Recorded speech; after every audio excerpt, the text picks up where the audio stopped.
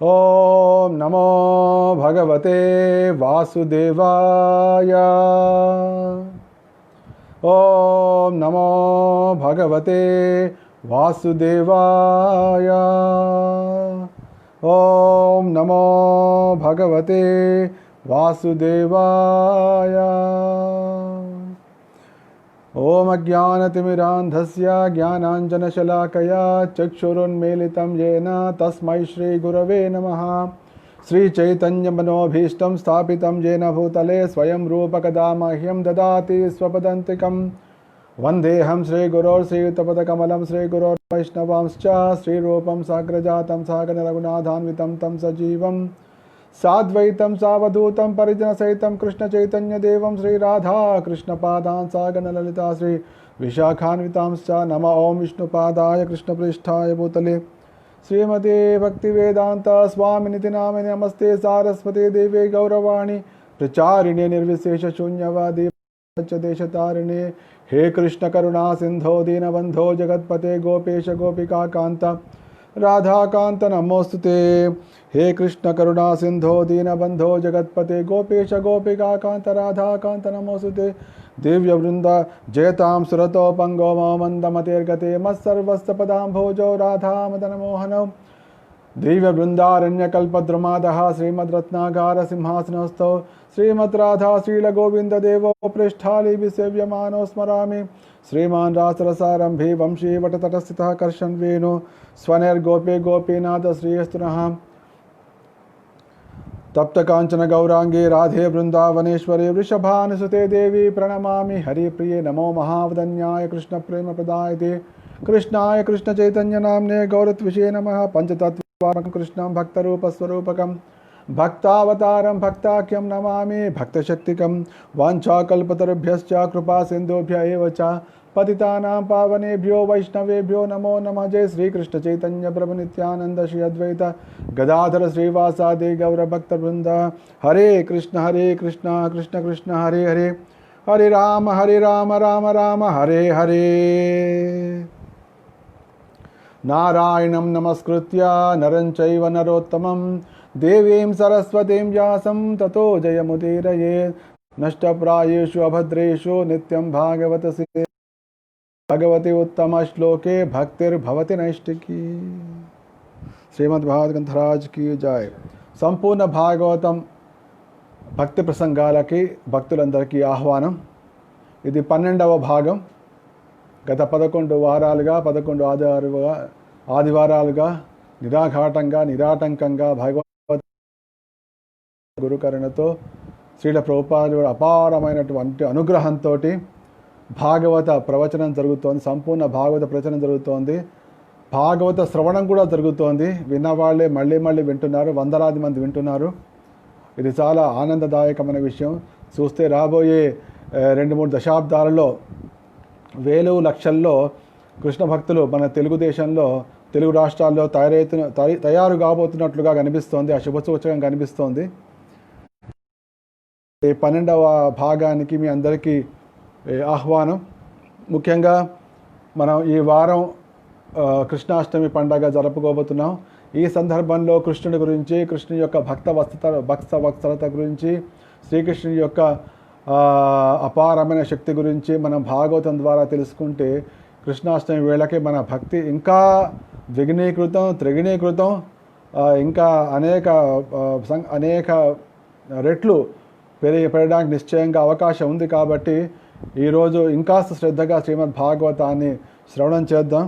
భాగవతంలో మనందరం ప్రియంతో రమిస్తున్నాం। భాగవతంలో మనందరము భాగవత రసామృతాన్ని ఆస్వాదిస్తున్నాం।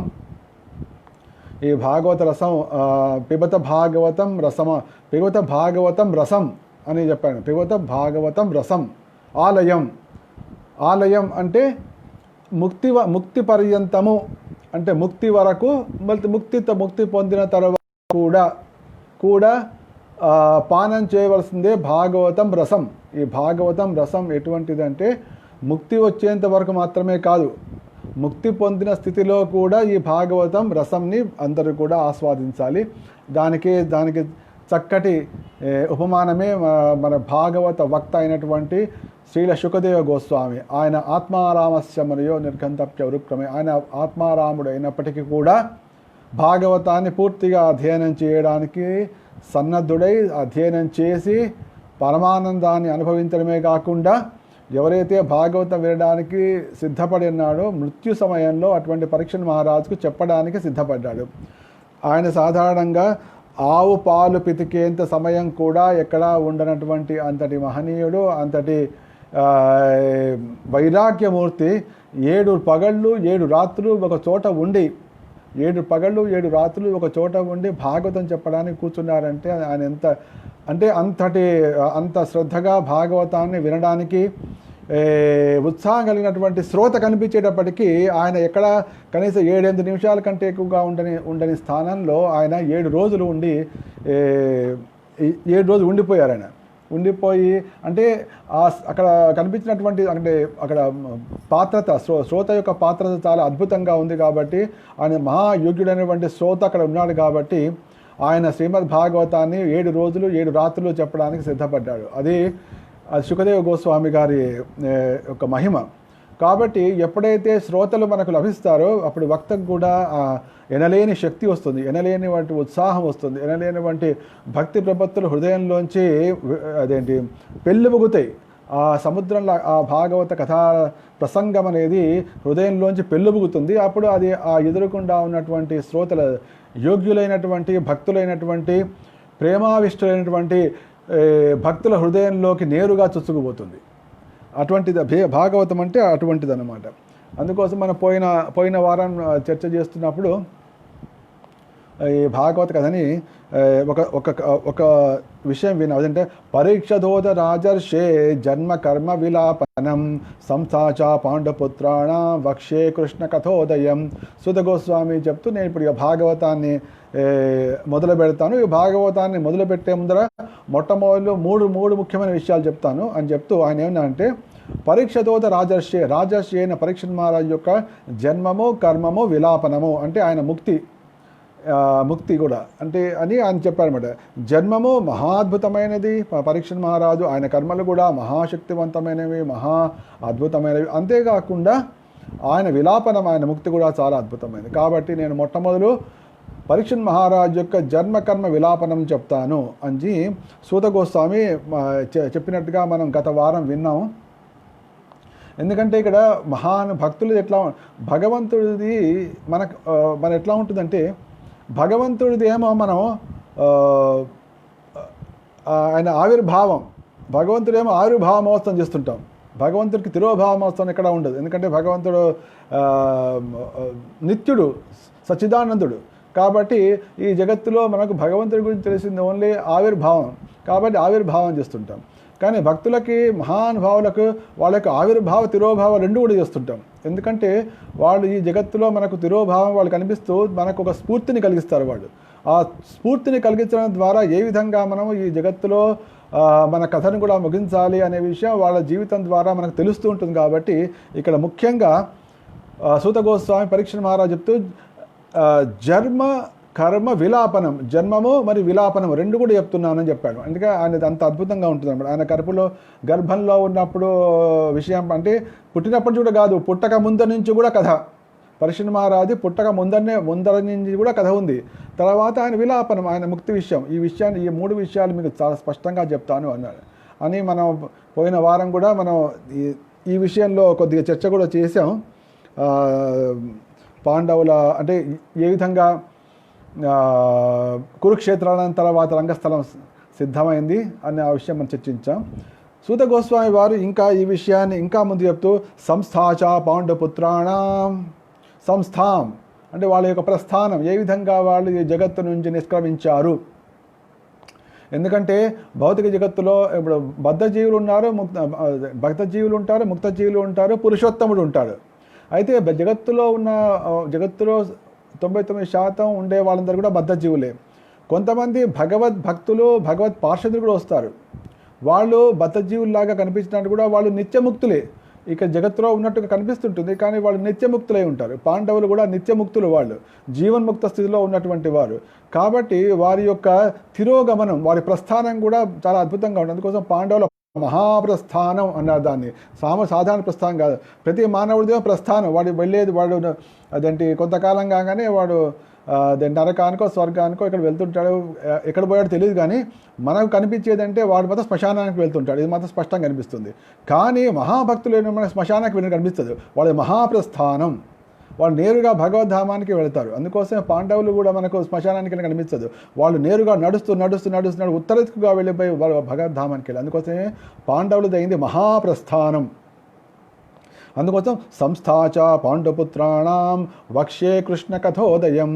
కాబట్టి కృష్ణ కథను కూడా నేను చెప్తాను అని చెప్పి సూత గోస్వామి అన్నట్టుగా మనం గత వారంలో విని కథను ప్రారంభించాం. ఆ కథను ప్రారంభిస్తున్నప్పుడు ఈ సంస్థాచ పాండుపుత్రాణం అనే ఒక విషయం అప్పుడు నేను కాస్త దానికి చెప్దాం అనుకుంటాను. వాళ్ళు పాండవులు యొక్క అంతర్ధానం గురించి విన్నారో వాళ్ళు అన్నీ కూడా నిర్ణయించుకుని ఇక ఈ జగత్తులో ఇప్పుడు కృష్ణరహితంగా ఉన్నటువంటి ఈ జగత్తులో ఉండడం అనేది మనకు ఏమాత్రము రుచికరమైనది, ఏమాత్రము అభిలషణీయమైనది కాదు అని వాళ్ళు నిర్ణయించుకొని వాళ్ళు వెళ్ళిపోయారు. ఎట్లా వెళ్ళారంటే మొట్టమొదటి నిర్ణయించుకునేది ధర్మరాజు నిర్ణయించుకున్న, నాయన ఇప్పుడు నేను ఇక వెళ్ళిపోతున్నా అని చెప్పి ఎవరికి అప్పగింతలు చెప్పలేదు.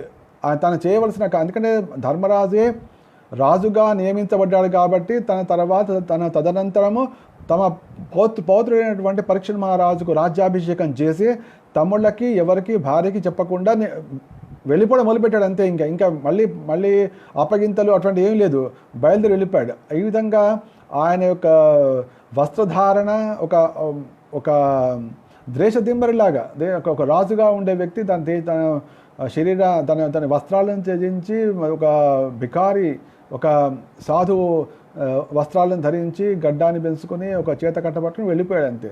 అప్పుడు అర్థమైంది తమ్ముళ్ళకి, ఇప్పుడు మా అన్నయ్య వెళ్ళిపోతున్నాడు కాబట్టి మేము కూడా వెంట వెళ్తాం అని ఆయన చెప్పకుండా వాళ్ళు కూడా వెనక బయలుదేరు. వీళ్ళకి మహాప్రస్థానమైంది. ఈ విధంగా వాళ్ళు తమ భార్య కూడా చెప్పలేదు. వీళ్ళు ఈ విధంగా భర్తలందరూ వెళ్ళిపోతుంటే ద్రౌపది కూడా ఆవిడ వెంట బయలుదేరి. అప్పుడు కుంతీదేవికి ఎప్పుడైతే అర్జునుడు ద్వారక నుంచి వచ్చి శ్రీకృష్ణు యొక్క అంతర్ధానం గురించి చెప్పాడో అప్పుడు ఆ విషయాన్ని అర్జునుడు ధర్మరాజుకు చెప్తున్నప్పుడు పక్క గదిలోంచి కుంతీదేవి విని ఆ మాట విని ఆవిడ భరించలేక, అంటే కృష్ణుడు లేడు అన్న మాటను భరించలేక ఆవిడ అప్పటికప్పుడే ప్రాణత్యాగం. అదే మహాప్రస్థానం అంటే కృష్ణ విరహితమైన జీవితాన్ని గడపలేక ఈ జగత్తులో ఉండలేక వెళ్ళిపోవడమే మహాప్రస్థానం.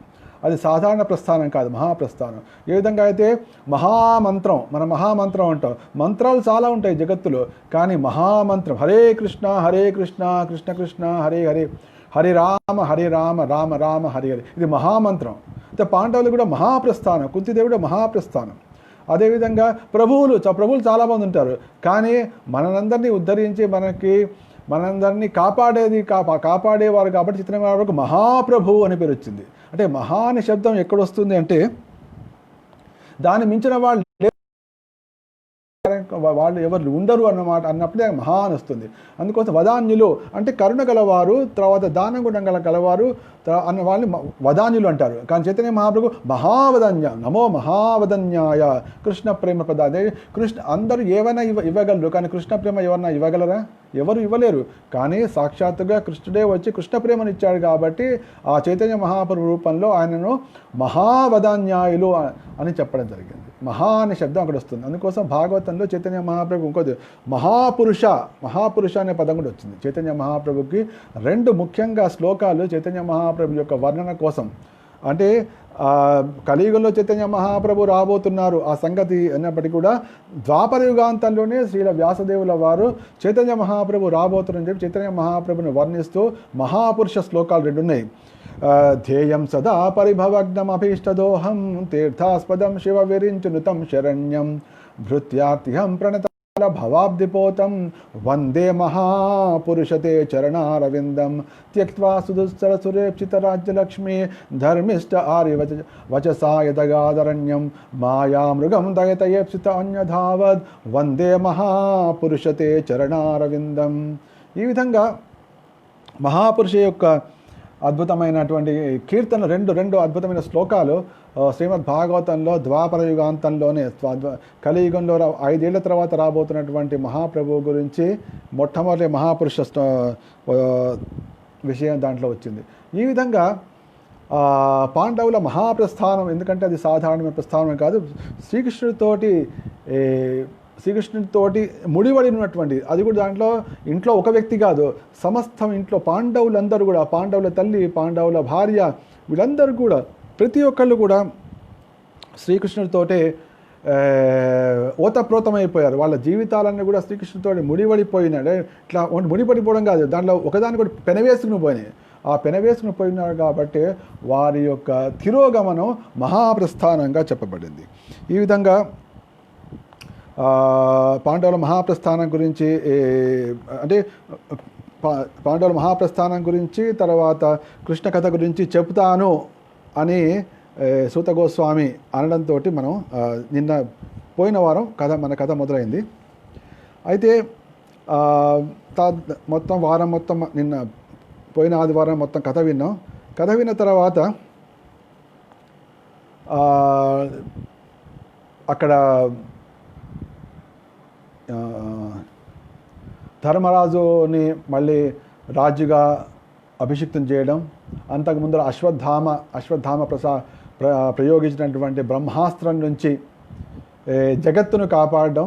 అదేవిధంగా అర్జునుడు భయపడ్డాడు, ఏమిటి ఇట్లా బ్రహ్మాస్త్రం ఏమిటి అస్త్రం వస్తుంది, నాకు అర్థం కావట్లేదు, ఏం చేయాలి కృష్ణ అని అడిగినప్పుడు కృష్ణుడు దాని గురించి వివరణలు చెప్పి దాని రెండింటినీ తను కూడా బ్రహ్మాస్త్రాన్ని ప్రయోగించి ఉపసంహరించమని చెప్పడం, ఈ విధంగా జరిగిపోయినాయి. అశ్వత్థామని తీసుకొచ్చారు, శిబిరాన్ని తీసుకొచ్చారు. కానీ ద్రౌపది యొక్క కోమలమైన మనస్సు కారణంగా మళ్ళీ అతన్ని విడిచిపెట్టడం జరిగింది. కానీ కేవలం అతనికి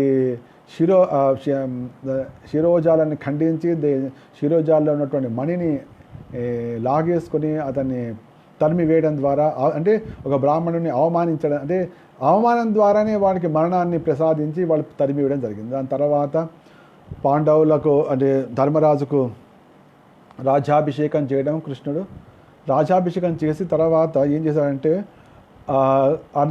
ధర్మరాజు ద్వారా 3 అశ్వమేధ యజ్ఞాలు చేయించాడు. యాజయిత్వాశ్వమేధైస్తాయ్ తం త్రిభిరుత్తమ కల్పకై, ఇట్లా మూడు ఉత్తమమైనటువంటి అశ్వమేధ యజ్ఞాలు చేయించాయి. అవి ఇంద్రుడి యొక్క 100 అశ్వమేధ యజ్ఞాలతో సమానంగా ప్రభావాన్ని చూపించాయని చెప్పి కూడా సూత గోస్వామి అక్కడ చెప్పారు. అంటే భగవంతుడి యొక్క ప్రభావం ఏ విధంగా అయితే ఆత్మ చాలా చిన్న కణమే, చాలా చిన్న యథా ప్రకాశయత్యేకః కృష్ణం లోకమిమం రవి క్షేత్రం క్షేత్రే తథా కృష్ణం ప్రకాశయతి భారత. దేహంలో ఆత్మ చాలా చిత్కణం, చాలా చాలా చాలా చాలా చిన్నది, అత్యంత సూక్ష్మమైనది. అది హృదయంలో ఒక చోట ఉంది. హృదయంలో ఉన్నప్పటికీ దాని ఏ విధంగా అయితే ఆకాశంలో ఎక్కడో రోదస్సులో ఉన్నటువంటి సూర్యుని యొక్క ప్రభావము సమస్త లోకాల్లో కూడా వ్యాపించినట్టుగా దాని సూర్యకాంతి వ్యాపించినట్టుగా ఆత్మ హృదయంలో ఎక్కడో మూలకు ఉన్నప్పటికీ కూడా దాని యొక్క ప్రభావం శరీరం అంతటా వ్యాపించి ఉంటుంది. ఏ విధంగా సూర్యుడి యొక్క కాంతి సర్వత్రా వ్యాపించి ఉంటుందో అని కృష్ణుడు చెప్తాడు. అదేవిధంగా ఎవరైతే శ్రీకృష్ణ భగవానుని శరణాగతిలో ఉంటారో వారి యొక్క ప్రభావం, వారు ఎక్కడ ఏ మూలకు ఉన్నప్పటికీ కూడా వారి ప్రభావం సర్వత్రా వ్యాపిస్తుంది అని దీని ద్వారా మనం అర్థం చేసుకోవచ్చు. ఎంతవరకు వ్యాపించి ఎంతంటే 100 యజ్ఞాలు చేస్తే కానీ ఆ స్వర్గానికి వెళ్ళలేకపోయినటువంటి ఇంద్రుడికి భిన్నంగా కేవలం 3 యజ్ఞాలు చేయడం ద్వారానే ఆ ఇంద్రుడి యొక్క ప్రభావానికి సమానంగా ధర్మరాజు యొక్క ప్రభావం వ్యాపించింది. ఇది భగవంతుడి యొక్క భగవత్ శరణాగతి యొక్క అద్భుతమైన విశేషం, భగవత్ శరణాగతి యొక్క అద్భుతమైన ప్రభావం. ఈ విధంగా మనం భగవత్ శరణాగతిని మనం అర్థం చేసుకోవచ్చు. భగవంతుడు చూపించినటువంటి, కృష్ణుడు చూపించినటువంటి అనేకమైన లీలల ద్వారా ఎప్పుడైతే అర్జునుడికి అంతటి ఘోరమైన ఆపత్తు అంటే ఇప్పుడు పాము వస్తుంది, పాము అని మనకు తెలుసు, కానీ ఇప్పుడు ఒక రకమైన జంతువు వస్తుంది. అది ఆ జంతువు అంటే కూడా తెలియదు మనకు, అది చూస్తే నార్మల్గా అనిపిస్తుంది, కానీ వచ్చి అదే మనిషిని పూర్తిగా మింగేయచ్చు, లేదా అది ఉట్టి దాని మన తాకినా కూడా మనిషి భస్మం అయిపోవచ్చు. అటువంటి వచ్చినప్పుడు దాన్ని ఎవరు కాపాడతారు? దాని పరిణామమే తెలియని పరిస్థితి ఉన్నప్పుడు అర్జునుడు కూడా అటువంటి పరిస్థితి వచ్చింది. ఏమిటి ఇంతటి ఘోరమైనటువంటి తాపం సర్వత్రా వ్యాపిస్తోంది, ఏమిటి కృష్ణ ఏమిటి అని అడిగినప్పుడు కృష్ణుడు చెప్తాడు అది. అంటే ఏంటి, భగవత్ శరణాగతిలో ఉన్నప్పుడు ఎదురయ్యే ప్రమాదాలన్నీ కూడా కొండల్లాగా వచ్చి దూది పింజల్లాగా వెళ్ళిపోతాయి. అంటే ఈ విధంగా భాగవతం ద్వారా మనం తెలుసుకోవచ్చు అని చెప్పి తెలుస్తోంది. తర్వాత శ్రీకృష్ణుడు ఆ విధంగా అన్నిటినీ సానుకూలపరిచాడు. సానుకూలపరిచిన తర్వాత ద్వైపాయనాదిభిర్విప్రై పూజితై ప్రతిపూజిత, మొత్తం పాండవులకు అన్నీ సుగమం చేసి, పాండవులకు అన్నీ చక్కగా అమర్చి, వాళ్ళ యొక్క కష్టాలన్నీ కూడా తీర్చి, పాండవులకు ఉన్నటువంటి ప్రతిబంధకాలని అడ్డంకులన్నింటినీ కూడా తొలగించి, అన్నీ రాజ్యాల్లో కూర్చోబెట్టి, అన్నీ అయిపోయిన తర్వాత శ్రీకృష్ణుడు ఎప్పుడైతే ద్వారకకు బయలుదేరాడో, ద్వారక బయలుదేరినప్పుడు అక్కడ ఎవరైనా సామాన్యులు లేరు. ద్వైపాయనాదిభిర్విప్రై, సాక్షాత్తుగా కృష్ణ ద్వైపాయన వ్యాసుల వారే అక్కడ ఉన్నారు. వ్యాసుల వారు, తర్వాత అనేక మంది విప్రులు, వాళ్ళందరూ కూడా శ్రీకృష్ణుడికి నమస్కరించారు. అప్పుడు శ్రీకృష్ణ నమస్కరించగానే శ్రీకృష్ణ కూడా వాళ్ళందరికీ నమస్కరించాడు. సాధారణంగా విప్రులు, ఋషులు శ్రీకృష్ణుడికి, అంటే శ్రీకృష్ణుడు అంటే ఒక రాజు అంటే ఆ దృష్టిలో, కానీ వాళ్ళకి తెలుసు ఎదురుగుండా కనిపిస్తున్నటువంటి కృష్ణుడు సామాన్యమైనటువంటి రాజు కాదు, ఒక క్షత్రియుడు కాదు, ఈయన సాక్షాత్తుగా దేవదేవుడు అని తెలుసు. కాబట్టి వ్యాసుల వారు వంటి మహానుభావులు, ఋషులు, బ్రాహ్మణులు అందరూ కూడా ఆయన కృష్ణుడికి నమస్కరించారు. అయితే నమస్కరించినప్పుడు సరే నేను పెద్దవాడిని కాబట్టి దేవుడిని నమస్కరించాను కాబట్టి నేనేం అని అనకుండా పూజితై ప్రతి పూజిత, తాను కూడా పూజించాట, అందరికీ నమస్కారం చేశాట. ఎందుకు ఎవరికైనా పెద్దవాళ్ళని సేవించాలి, గురువులను సేవించాలి, ఋషులను సేవించాలంటే మొట్టమొదటిగా ఉండేది ఎవరు? మొట్టమొదటిగా ఉండేది కృష్ణుడే. ఈ విషయం మనం వేరే సందర్భంలో నేర్చుకున్నాం. ఎప్పుడైతే ధర్మరాజు రాజసూయ యజ్ఞం చేస్తున్నప్పుడు శ్రీకృష్ణుడు ఎంచుకున్నటువంటి, తాను సాక్షాత్తుగా దేవదేవుడే అయినప్పటికీ కూడా తాను ఎంచుకున్నటువంటి కార్యక్రమం ఏమిటి అంటే ఆ కార్యక్రమానికి వచ్చిన ఋషులు, మునుల యొక్క పాదాలను ప్రక్షాళన చేయడం, కాళ్ళు కడగడం అనేటువంటి వైరాగ్యపూర్ణమైన, భక్తిపూర్వకమైన కార్యక్రమాన్ని శ్రీకృష్ణుడు తీసుకున్నాడు. కాబట్టి లోకంలో ఏ విధంగా చేయాలో అని శ్రీకృష్ణుడు స్పష్టంగా చూపించిన తర్వాత గంతం కృతిమతిర్ బ్రహ్మన్ ద్వారకాం రథమాస్థిత ఉపలేభే విధావంతి ఉత్తరాం భయ విహ్వలాం. ఆ సమయంలో శ్రీకృష్ణుడు రథంలో కూడా కూర్చున్నాడు. రథంలో కూర్చుని దారుకుడు ఆ రథాన్ని నడిపోయే సమయంలో ద్వారకకు బయలుదేరే కోసం ఉపలేభేది ధావంతి పరిగెత్తుకుంటూ వస్తుంటే ఉత్తర అందరు చూపులు, మనం పోయిన వారం చర్చించిన అందరూ అక్కడ ఉన్న వేలాది మంది, కొంతమంది ఏమో ఆడవాళ్ళందరూ గృహ ఉపరి భాగాల్లో పైన నిలబడి చూస్తున్నారు. బ్రాహ్మణులు వాళ్ళందరూ ముందున్నారు, మగవాళ్ళు ఉన్నారు, పిల్లలు ఉన్నారు, అందరూ కోటగోడలు, అందరు ప్రతి చోట ఇట్లా గుమ్మి కూడిపోయింది అనమాట. పెద్ద రోడ్ షో లాగా అందరూ చూస్తున్నారు. అందరి చూపులు ఎవరి మీద? కృష్ణుడి మీద. కానీ కృష్ణుడి చూపు మాత్రం ఒకళ్ళ మీద పడింది. ఉపలేభేది ధావంతి, ఉపలేభే అంటే గాంచెను అంటే చూశాడు. ఇంతమంది తనను చూస్తున్నాడు, కానీ తన దృష్టి మాత్రం వేరే ఉంది. యోమాం పశ్యతి సర్వత్రా సర్వంచమై పశ్యతి తస్యాహం న ప్రణశ్యామి సచమేన ప్రణశ్యతి. కృష్ణుడు ఇచ్చినటువంటి అద్భుతమైనటువంటి ఆశ్వాసం. శ్రీకృష్ణుడు ఏమిచ్చాడంటే, ఎవరైతే యోమాం పశ్యతి సర్వత్రా, ఎవరైతే నన్ను సర్వత్రా చూస్తారో, ఎవరైతే యోమాం పశ్యతి సర్వంచమై పశ్యతి, అన్నిట్లో కూడా నన్నే చూస్తాడు, అటువంటి వాడికి నేను కనపడకపోవడం, నా కూతురు కనపడకపోవడం జరగదు అని ఎంతటి అద్భుతమైనటువంటి ఆశ్వాసాన్ని కృష్ణుడు మనకు భగవద్గీతలో ఇస్తున్నాడు. కాబట్టి భగవద్గీతలో ఉన్న ప్రతి శ్లోకం కూడా ఆశ్వాసానికి ప్రతీక. అనన్యాశ్చింతయంతో మాం ఏ జనా పర్యుపాసతే తేషాం నిత్యాభియుక్తానాం యోగక్షేమం వహామ్యహం. ఎంతటి ఆశ్వాసం! ఒకసారి 10 సార్లు మనం ఆ శ్లోకం చదివేటప్పటికి ఎంతటి ఆశ్వాసం వస్తుంది. భగవద్గీతలో ప్రతి వాక్యం ఆశ్వాసమే. భాగవతంలో కృష్ణుడు చేసిన ప్రతి కదలిక, ప్రతి కార్యం కూడా మనకు ఆశ్వాసమే. అందరూ తనను చూస్తున్నారు, కానీ తనను చూసి మాత్రం వేరే వాళ్ళని చూస్తారు. ఎంత అద్భుతం! ఉపలేభేది ధావంతి ఉత్తరాం భయ విహ్వలయ్యే ఉత్తర వస్తుంటే అప్పుడు కృష్ణుడు చూస్తాడు అని చెప్పి మనం గత వారం కథను అక్కడ ఆపాం. తర్వాత ఏం జరుగుతుందో చూద్దాం. ఇక్కడ ఆ ఉత్తర పరిగెత్తుకుంటూ వస్తుంది. వచ్చి ఎట్లా వస్తుంది? పరిగెత్తుకుంటూ వస్తోంది. ఇక్కడేమో ఆతృతతో చెప్తోంది. ఉత్తరోవాచ పాహి పాహి మహాయోగిన్ దేవ జగత్పతే నాణ్యం త్వద్భయం పశ్యే యత్ర మృత్యు పరస్పరం. యత్ర మృత్యు పరస్పరం. ఇక్కడ పరమరహస్యాన్ని చెప్పింది. ఉత్తర అక్కడ అప్పుడు ఆర్తురాలయ ఉంది. ఉత్తర పాహి పాహి మహాయోగిన్ అక్కడ ఆర్తురాలయ ఉంది. అక్కడ ఆర్తురాలయం ఉన్నంత మాత్రాన ఆవిడ ఏదో తక్కువ విశుద్ధ భక్తురాలు కాదు అనే అటువంటి భావనలోకి పోకండి. ఎందుకంటే మనకు మైండ్లో బాగా పడిపోయింది, ఎవరైనా మనం భగవంతుని ప్రార్థిస్తున్నామంటే మన విశుద్ధ భక్తి కాదు అనుకుంటా. దీని గురించి నేను చాలాసార్లు చెప్పాను, మాటి చెప్తాను. ఇప్పుడు పిల్లవాడికి అవసరం పడితే తల్లిని అడుగుతాడా, పక్కావిడిని అడుగుతాడా? ఇది చెప్పండి. ఎవరి మీద ప్రేమ ఉంటుందో వాడిని అడుగుతాడు కదా. నాకు ఇప్పుడు ఒక అవసరం పడింది, కృష్ణుడిని అడుగుతా. కృష్ణుడు నావాడు కాబట్టి, నేను కృష్ణుడు నావాడు కాదు అంటే వేరే వాళ్ళని అడుగుతా. నేను వేరే వాళ్ళని అవును కృష్ణుడు అడుగుతుంది, అది విశుద్ధ భక్తి కాదు అని మా గురువు గారు చెప్పారు, లేకపోతే ఆ ప్రభువు చెప్పాడు, ఈ ప్రభువు చెప్పాడు కాబట్టి నేనేం అడగను. అది విశుద్ధ భక్తి కాక నువ్వు అనుకోవచ్చు, ఆ విశుద్ధ భక్తి కానీ నీకు ప్రేమే లేదు అని అర్థమవుతుంది.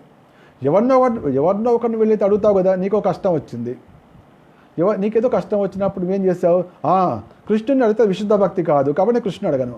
బాగానే ఉంది, మంచి సలహానే. కానీ ఎవరిని కూడా నువ్వు సలహా అడగకుండా ఉంటున్నావా, ఎవరి సహాయం తీసుకోవడం ఉంటున్నావా, లేదే వెళ్ళి అడుగుతున్నావు, అప్పుడేమైంది అంటే నీ కృష్ణుడికి ప్రేమే లేనట్టు. ఒకవేళ విశుద్ధ భక్తి లేదనుకుంటున్నావు కానీ నీకు ప్రేమే లేదు, విశుద్ధ భక్తి మాట వదిలిపెట్టు. కానీ ఇక్కడ ఉత్తర అట్లా అనుకోండి, పాహి పాహి మహాయోగిన్ దేవ జగత్పతే అంటే ఇక్కడ ఆర్తురాలే, అంతేకాకుండా సంపూర్ణ జ్ఞానవంతురాలు. ఉత్తర చూడండి, ఉత్తర మాటల్లో తెలుస్తోంది ఎంత అద్భుతమైనటువంటి జ్ఞాన సంపన్నురాలు. చెప్పింది మహాయోగి, అంటే సామాన్య యోగి కాదు, ఈయన మహాయోగి. తర్వాత ఈయన సాధారణ వ్యక్తి, ఇక్కడ మాకు కనిపిస్తున్నాడు కళ్ళ మీద, కానీ ఈయన సాధారణ వ్యక్తి కాదు. దేవా అంటే ఈయన సాక్షాత్తుగా భగవంతుడు, దేవాది దేవుడు అని ఉత్తరకు అర్థమైంది. ఉత్తరకు అర్థం జ్ఞాన సంపన్నుడు, ఎవరికి కూడా లేనటువంటి, ఏ ఋషులకు మునులకు కూడా లేనటువంటి అద్భుతమైనటువంటి జ్ఞానం అక్కడ ఆవిడ ప్రదర్శించింది. ఆర్తురాలు కూడా అయింది. అదే సమయంలో తనకున్నటువంటి అద్భుతమైనటువంటి రియలైజేషన్, తనకు వచ్చినటువంటి భావాన్ని ఆమె ప్రకటిస్తోంది. ఏమంటోంది, మహాయోగి అంటోంది. మహాయోగేశ్వరో హరిహి దేవదేవాంది. అంతేకాకుండా జగత్పతి అంటే జగత్తుకే జగన్నాథుడు. ఈ జగన్నాథుడు అంటే జగత్తుకే నాథుడైనప్పుడు నాకు నాథుడు కాదా, నా కష్టాలను పట్టించుకోండి, నువ్వు జగత్తుకే పతివి కదా అన్నట్టుగా ఆవిడ అంత అద్భుతంగా చెప్తోంది. పాహి పాహి మహాయోగిన్ దేవ జగత్పతే నాణ్యం త్వద్ అభయం పశ్యే జత్య మృత్యు పరస్పరం.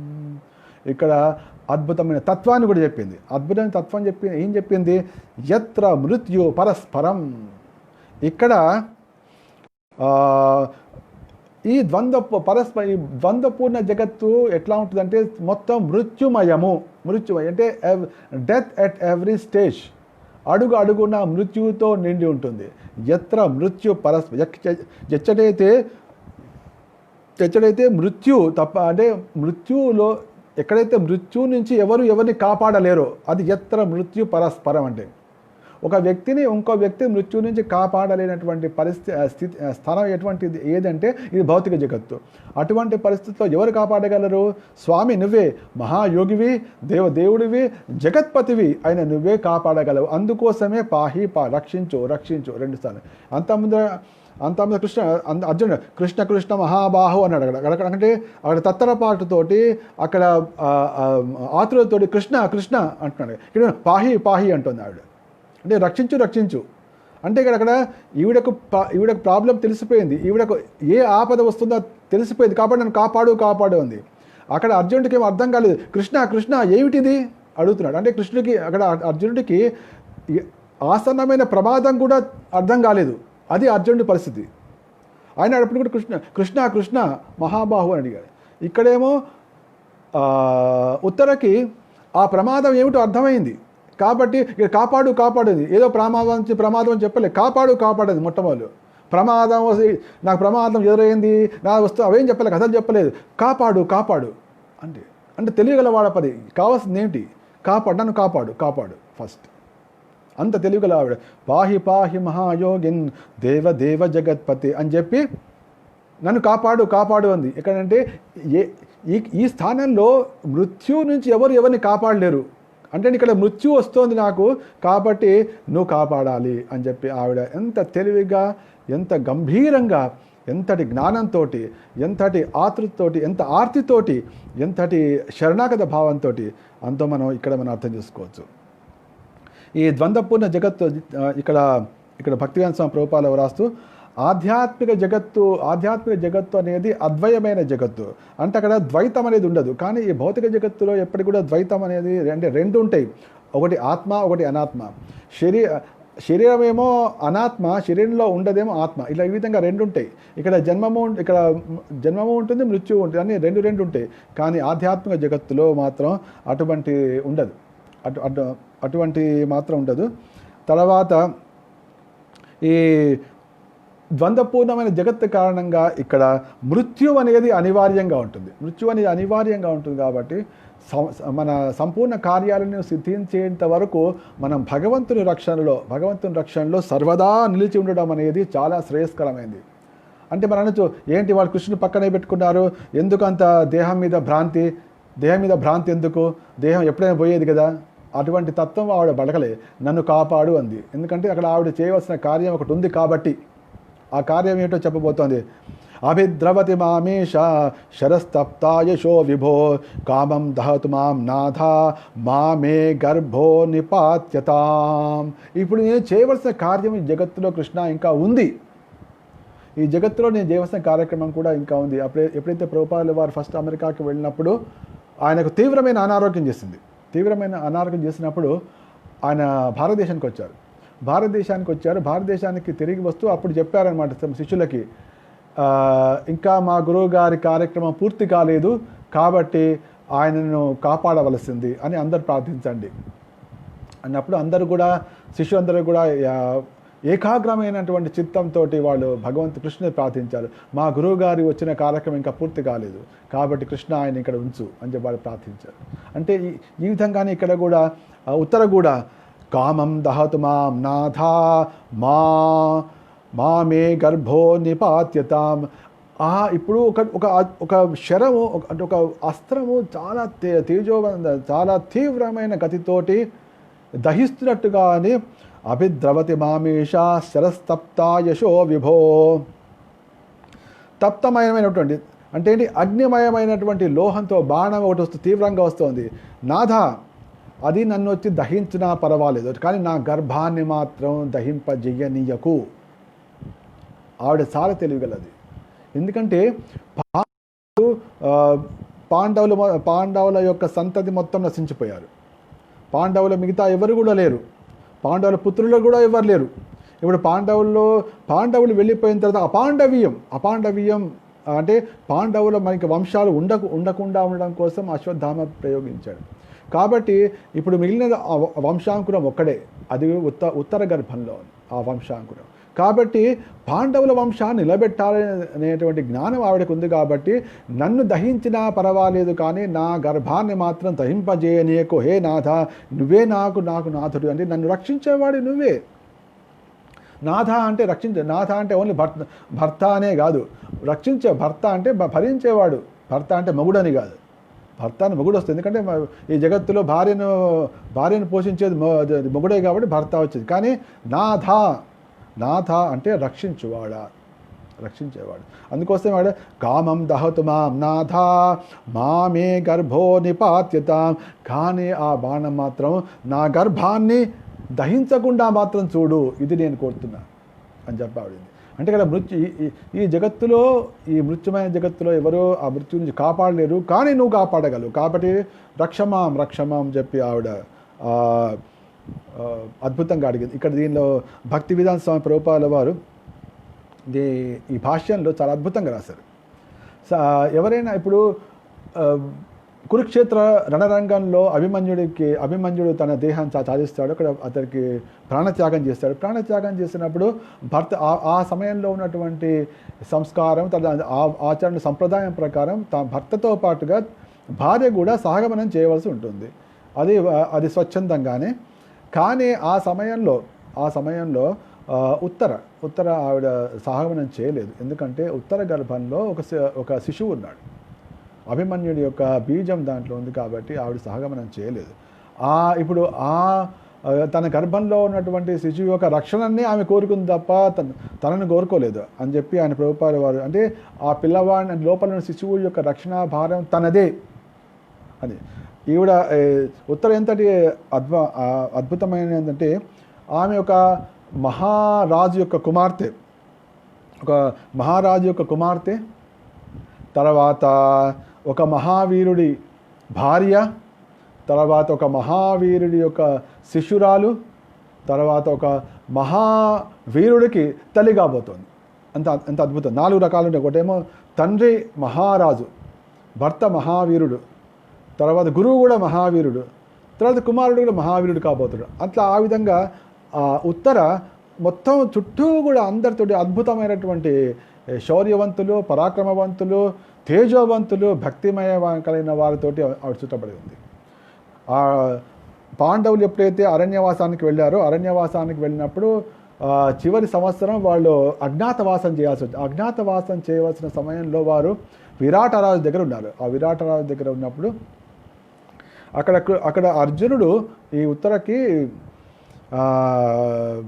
బృహన్నల రూపంలో నాట్యశాస్త్రం నేర్పించాడు. కాబట్టి ఒక మహావీరుడు శిష్యురాలైంది ఆమె. తర్వాత మొత్తం అయిన తర్వాత అర్జునుడితో తర్వాత అభిమన్యుడితో వివాహమైంది కాబట్టి ఉత్తరకి ఏమైందంటే ఒక మహావీరుడికి భార్యగా అయింది.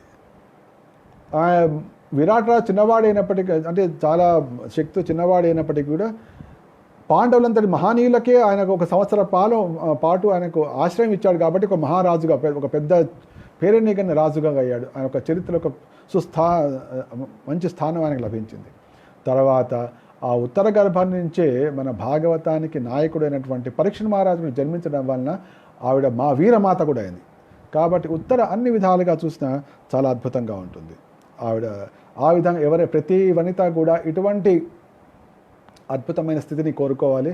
ఎందుకంటే భక్తుడైనటువంటి తండ్రి ఉండాలి, భక్తుడైనటువంటి భర్త లభించాలి, తర్వాత మహాభక్తుడైనటువంటి గురువు, శిక్షాగురువు, దీక్షాగురువు లభించాలి.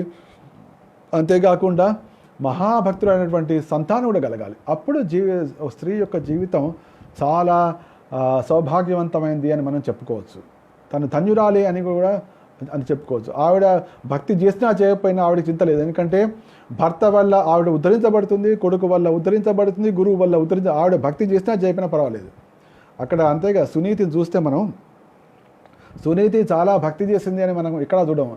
కానీ తన కొడుక్కి ఒక మంచి మాట చెప్పింది, నాయన నువ్వు ఎవరి మీద ద్వేషాన్ని మాత్రం చూపించకు, నీ యొక్క దుఃఖాన్ని తీర్చేవాడు భగవంతుడు, ఆ భగవంతుడు అడవిలో ఉన్నాడు. ఇంతే చెప్పింది. మూడు మాటలు చెప్పింది. ఈ 3 మాటల వలన ధ్రువుడి కంటే ముందే ఆవిడ భగవద్ధామానికి వెళ్ళింది. చూసారా, ఆవిడ భక్తి చేసినటువంటి భాగవతం ఎక్కడ ఉండదు, అయినా కూడా ధ్రువుడి కంటే ముందే భగవద్ధామానికి వెళ్ళిపోయింది.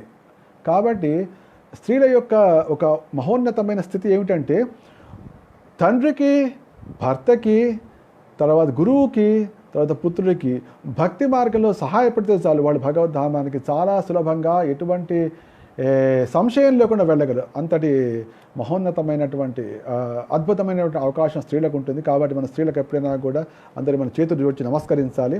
భగవంతుడు వాళ్ళకి ఎనలేని ఓర్పు ఇచ్చాడు, భూదేవికున్నటువంటి ఓర్పు ఇచ్చారు. ఇప్పుడు మనకు ముఖ్యంగా ఈ కరోనా సందర్భంలో సాధారణంగా మగవాళ్ళందరూ ఏంటో పొద్దున కానీ టకటక వెళ్ళిపోతుంటారు, టిఫీ కాఫీ చేసి వెళ్ళిపోతుంటారు.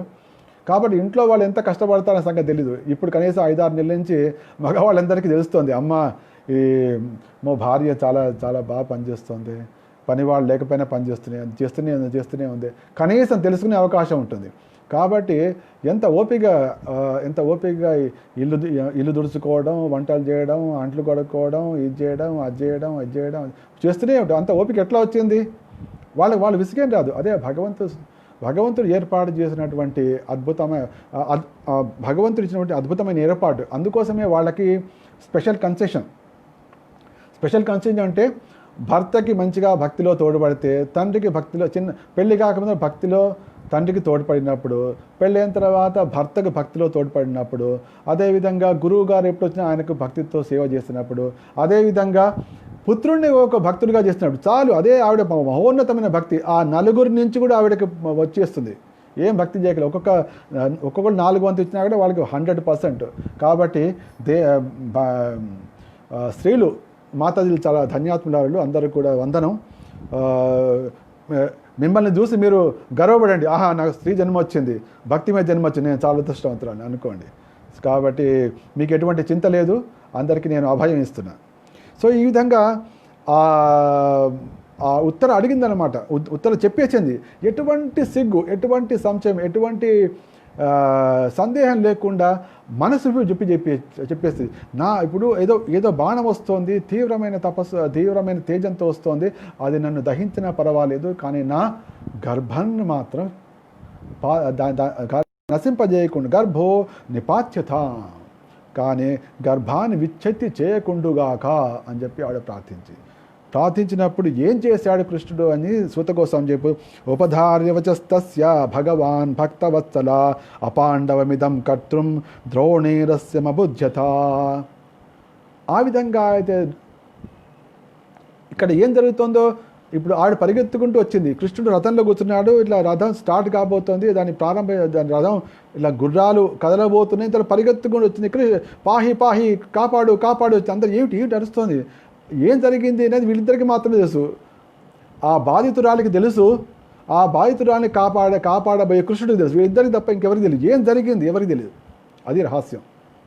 కాబట్టి ఈ విషయంలో ఎవరైతే ఆర్తుడై ఉంటాడో, ఆర్తుడు మొహమాటాన్ని పెట్టుకోకుండా కృష్ణా అని గట్టిగా అడగాలి. కృష్ణా అని గట్టిగా అడిచి, కృష్ణా ఇది నా పరిస్థితి అని చెప్పినప్పుడు ఎటువంటి నామోషి లేకుండా, అప్పుడు ఎవరికి అర్థం, ఎందుకు వీడు కృష్ణ కృష్ణ అంటున్నాడు, ఏం పిచ్చి పట్టిందా అనుకొని, కానీ మన ఆర్తి కదా, మన ఆర్తి మనకు తెలుస్తూ, మన ఆర్తి తెలుసుకునేది ఒకడు ఉంటాడు, కృష్ణుడు. ఈ విషయం తెలుస్తుంది కాబట్టి ఎవరికి కూడా అర్థం కాలేదు ఏం జరిగింది, పరిగెత్తుకుంటూ వచ్చింది, కృష్ణ అంటోంది అనగానే ఉపధార్య వచస్తస్య, ఉపధార్య అనగా అంటే సావధానంగా కృష్ణ ఆలకించాట. వినాల్సిన అవసరం లేదు, కానీ చెప్పాల్సిన బాధ్యత ఉత్తరకుంది కాబట్టి విన్నాడు. ఉపధార్య వచస్తస్య, ఆమె మాటలను సావధానంగా విన్నటువంటి భగవాన్ భక్తవత్సల. చూడండి, సూత గోస్వామి ఎంత చక్కటి పదాన్ని వాడుతున్నాడు. సూత గోస్వామి అంటే భగవంతుడు అయినటువంటి కృష్ణుడు, భగవంతుడు. అందరూ కూడా సాధారణంగా ప్రవచనాలు చెప్పేవాళ్ళు, వాడి నోటి నుంచి పరమాత్మ అని వస్తుంది తప్ప భగవంతుని పదమే రాదు. ఏంటో అది అర్థం కాదు. అదే అంటారు అన్నమాట కృష్ణుడు. చైతన్య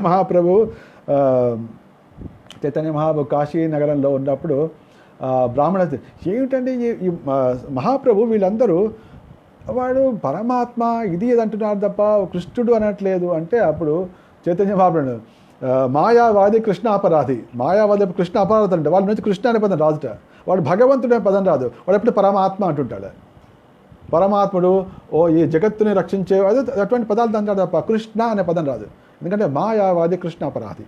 ఇక్కడ మాత్రం సూత గోస్వామి చాలా స్పష్టంగా భగవాన్ భక్తవత్సల, భగవంతుడు అంటే తన ఐశ్వర్యాన్ని చూపించడం కోసం కాదు, ఆ భగవంతుడైన పదం భక్తవత్సలతో జోడించి అని చెప్పాడు. భక్తవత్సల అంటే ఏంటి, మొట్టమొదటి చెప్పేస్తున్నాడు, భక్తురాలు పరిగెత్తుకుంటూ వచ్చింది కాబట్టి నా భగవంతుడు, ఆ భగవంతుడు సావధానంగా విన్నాడు, ఆమెను రక్షించబోతున్నాడు అనే విషయాన్ని మొత్తం ఒక్క మాటలో చెప్పేస్తాడు.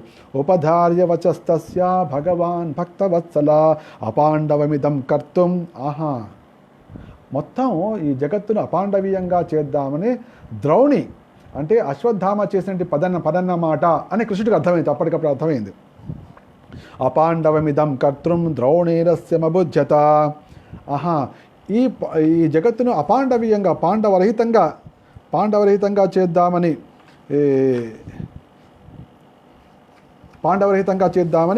ద్రౌణి చేసినటువంటి కార్యక్రమమే అని చెప్పి శ్రీకృష్ణుడికి అప్పుడుకి అర్థమైంది. అంటే బ్రహ్మాస్త్రాన్ని మళ్ళీ ప్రయోగించాడు.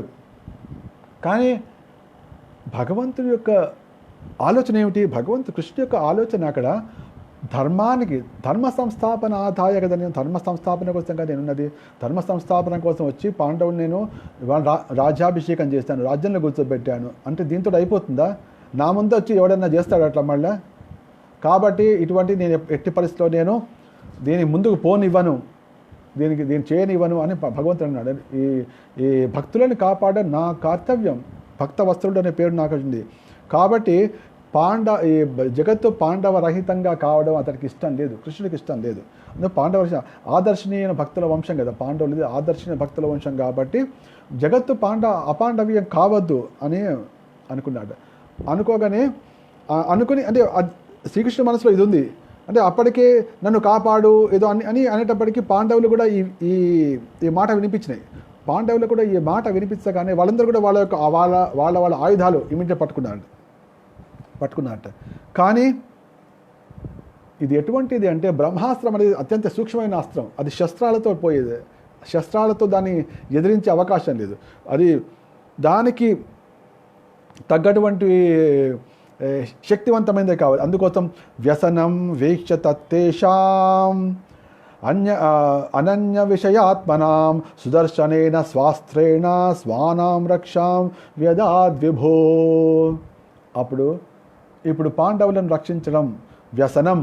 వ్యసనం అంటే ముంచుకు వచ్చినటువంటి ఆపద వ్యసనం. మనం అంటే వీడు మరీ వ్యసనాల్లో పడ్డాడండి అంటారు. వ్యసనం అంటే తాగడమో జూదమో అది వ్యసనం కాదు, మహా పెను ప్రమాదం. ఆ తాగుల్లో పడ్డా అంటే పెను ప్రమాదంలో పడ్డాడనేది. అందుకోసం వ్యసనం అంటే సంస్కృత పదం. అది వ్యసనం వీక్ష తత్తేషాం అంటే తను తప్ప ఇంకెవరు తోడు లేనటువంటి పాండవులకు ఇటువంటి గొప్ప ఆపద రావడాన్ని గమనించినటువంటి శ్రీకృష్ణుడు సుదర్శనేన స్వాస్త్రేణ సుదర్శనం తన యొక్క అస్త్రమైనటువంటి సుదర్శనాన్ని చేపట్టాట.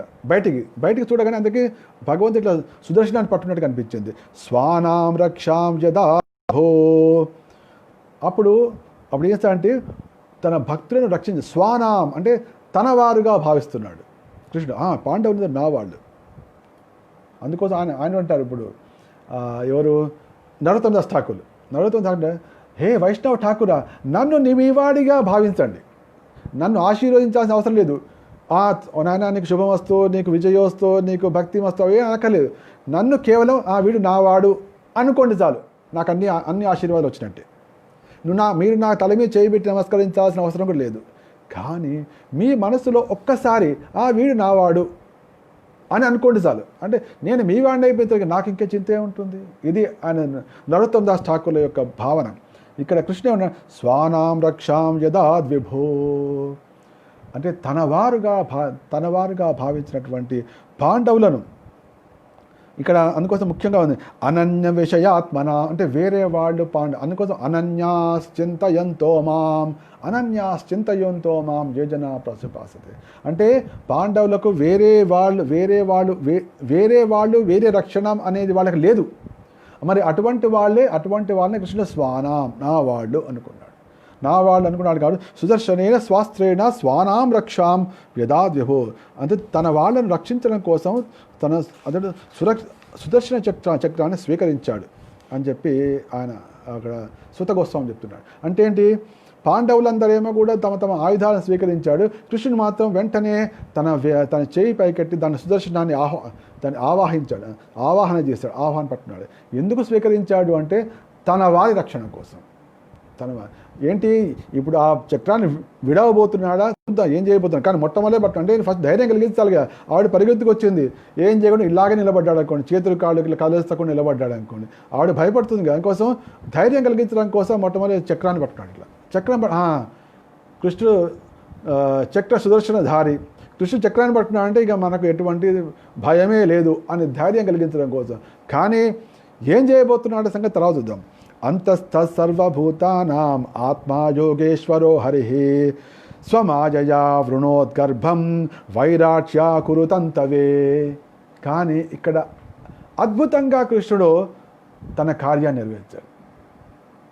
అంతస్థ సర్వభూతానాం ఆత్మా యోగేశ్వరో హరిః. ఇక్కడ శ్రీకృష్ణుడు రూపంలో తన కార్యక్రమం చేయలేదు.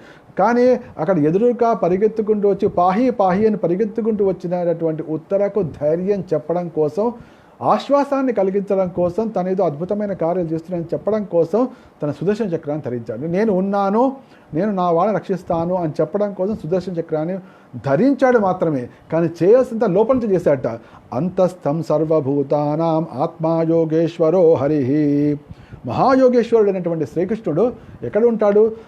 అంతస్థం సర్వభూతానాం, అందరి యొక్క హృదయాల్లో, సమస్త జీవుల హృదయాల్లో ఉన్నటువంటి అంతస్థం సర్వభూతానాం ఆత్మ అంటే పరమాత్ముడు. అక్కడ యోగేశ్వరో హరి, లోపలే ఉన్నాడు. లోపలికి మళ్ళీ బయట నుంచి లోపల పోవడం ఎందుకు? లోపల ఉన్నవాడే స్వమాయయా వృణుతోద్గర్భం. తన స్వీయ శక్తి చేత ఆ గర్భాన్ని మొత్తం కప్పివేశాట, తన శక్తితో కప్పివేశాట. ఎందుకంటే ఏంటి, ఆమె అడిగింది, నన్ను ఆ బాణం దహించినా పర్వాలేదు కానీ నా గర్భాన్ని మాత్రం కాపాడు కృష్ణ అడిగింది. కాబట్టి ఇప్పుడు ఆ ప్రయోగించబడిన బ్రహ్మాస్త్రం కూడా అంటే అది గుడ్డిది కాదు, అది నేరుగా గర్భం మీదనే ప్రయోగించబడింది. కాబట్టి అది గర్భంలోకి వెళ్ళి అది విచ్చిత్తి చేసేటువంటి అంతటి షార్ట్ పాయింటెడ్, అది అంత పాయింటెడ్ వెపన్ అది. కాబట్టి కృష్ణ చేస్తాడు మొట్టమొదలు దాని మీద ప్రయోగం చేయకుండా, ఆ బ్రహ్మాస్త్రాన్ని ఆపే ప్రయత్నం చేయకుండా గర్భాన్ని కప్పివేశాట. స్వమాయయా వృణోద్గర్భం, గర్భం తన స్వమాయయ తన స్వీయ శక్తి చేత ఆ వృణోత్ కప్పివేశాడు, గర్భాన్ని కప్పివేశాడు. అంటే ఏంటి, ఒక ఆచ్ఛాదన వలయాన్ని, ఒక ఆచ్ఛాదనని ఏర్పాటు చేశాడు. కాబట్టి ఎటువంటి శక్తి ఆ శక్తిని చొచ్చుకొని ముందుకు పోలేదు. కాబట్టి లోపల గర్భం విచ్చిత్తి కాకుండా సజీవంగా ఉంటుంది అని చెప్పి కృష్ణుడు అంతస్థ సర్వభూతానాం ఆత్మానాం యోగేశ్వరో హరి. యోగేశ్వరుడు అంటే ఏంటి, ఇక్కడ చూడండి, యోగులు అనేవాళ్ళు అనేకమైన శక్తులు ఉంటాయి యోగులకి. అంటే వాళ్ళు అనిమ, గరిమ, లఘిమ, మహిమ, ప్రాప్తి, రకరకాల అటువంటి అష్టసిద్ధులు ఉంటాయి. ఇందులో సూక్ష్మాతి సూక్ష్మంగా కాగలిగిన శక్తి ఒకటి ఉంటుంది, ఘనాది ఘనంగా అయ్యే శక్తి ఉంటుంది, రకరకాల శక్తులు ఉంటాయి. అటువంటి మామూలు యోగులకి. మరి యోగేశ్వరుడికి ఇంకెట్లా ఉంటుంది, ఇంకా అద్భుతమైన శక్తులు ఉంటుంది. కాబట్టి అతడు హృదయంలోనే ఉన్నాడు, హృదయంలో ఉండి కాబట్టి ఇక్కడ సూత గోస్వామి చాలా అద్భుతంగా అంటూ, ఆత్మా యోగేశ్వరో హరి స్వమాయయా వృణోద్గర్భం వైరాట్య కురుతంతవి. ఆ వైరాట్య అంటే విరాటరాజు తనయ కాబట్టి వైరాట్య, ఆవిడ ఆ విరాటరాజు తన యొక్క గర్భాన్ని కప్పివేశాట. కురుతంతవే, అది కురు వంశాంకురాన్ని కాపాడడం కోసం. చూడ ఎంత అద్భుతంగా ఉంది. ఇక్కడ శ్రీకృష్ణుడు బ్రహ్మము పరమాత్మ భగవంతుడు. చూడండి, ఇక్కడేమో బయట చూస్తే భగవంతుడు భక్తుల రక్షణ కోసం చక్రాయుధాన్ని పట్టుకున్నాడు. చక్రాయుధాన్ని పట్టుకుని సిద్ధంగా ఉన్నాడు. ఇక్కడ కృష్ణుడు ఏదో ఇక్కడ చక్రం ప్రయోగించబోతున్నాడు అనుకుంటాడు. చక్రం ప్రయోగించి అట్లాగే చక్రం పట్టుకుని ఉన్నాడు, ఏం లేదు. అంటే భగవంతు రూపం ఉంది, కానీ లోపల ఇంకోటి పరమాత్మ రూపం ఉంది. ఆ పరమాత్మ రూపంలో ఉన్నాడు. ఆ పరమాత్మ రూపంలో తన పనులను చేస్తున్నాడు. ఎటువంటి పనులు చేస్తాడనే విషయం, ఏం చేస్తాడు గర్భంలో అనే విషయం మనకు తర్వాత వస్తుంది. ఇప్పుడు ఆ సూత గోస్వామి ఆ విషయం ఇక్కడ చర్చించలేదు, అది తర్వాత వస్తుంది. ఎప్పుడైతే ఆ లోపల ఉన్నటువంటి పరమాత్మ రూపంలో ఏ విధంగా శ్రీకృష్ణుడు ఉత్తర గర్భాన్ని కాపాడనే విషయం మనం ఆ సందర్భంలో చర్చిద్దాం. ఆ సందర్భాన్ని ఇప్పుడే చర్చుకోవాల్సిన అవసరం లేదు. కానీ ఇక్కడ మనం తెలుసుకోవాల్సిందంటే, ఎవరికైతే ఈ రహస్యం, ఈ తత్వం అర్థమవుతుందో, అంటే పరతత్వం అనేది బ్రహ్మము, పరమాత్ముడు, భగవంతుడు అనే 3 తత్వాలుగా ఉంటుంది. కానీ పరతత్వాన్ని అర్థం చేసుకున్న వాళ్ళు కృష్ణునే పూజిస్తారు, కానీ కృష్ణుడు రూపంలో చేయాలి కాబట్టి ఆ పరమాత్మ రూపంలో చేసేస్తున్నాడు ఆల్రెడీ. చేసి ఆత్మా యోగేశ్వరో హరి, అతను ఉత్తర గర్భాన్ని కప్పివేశాడు అని చెప్పి ఉంటుంది. కాబట్టి ఈ బ్రహ్మము, పరమాత్ముడు, భగవంతుడు అనే తత్వం భగవద్గీతలో చాలా విస్తారంగా వర్ణించబడింది.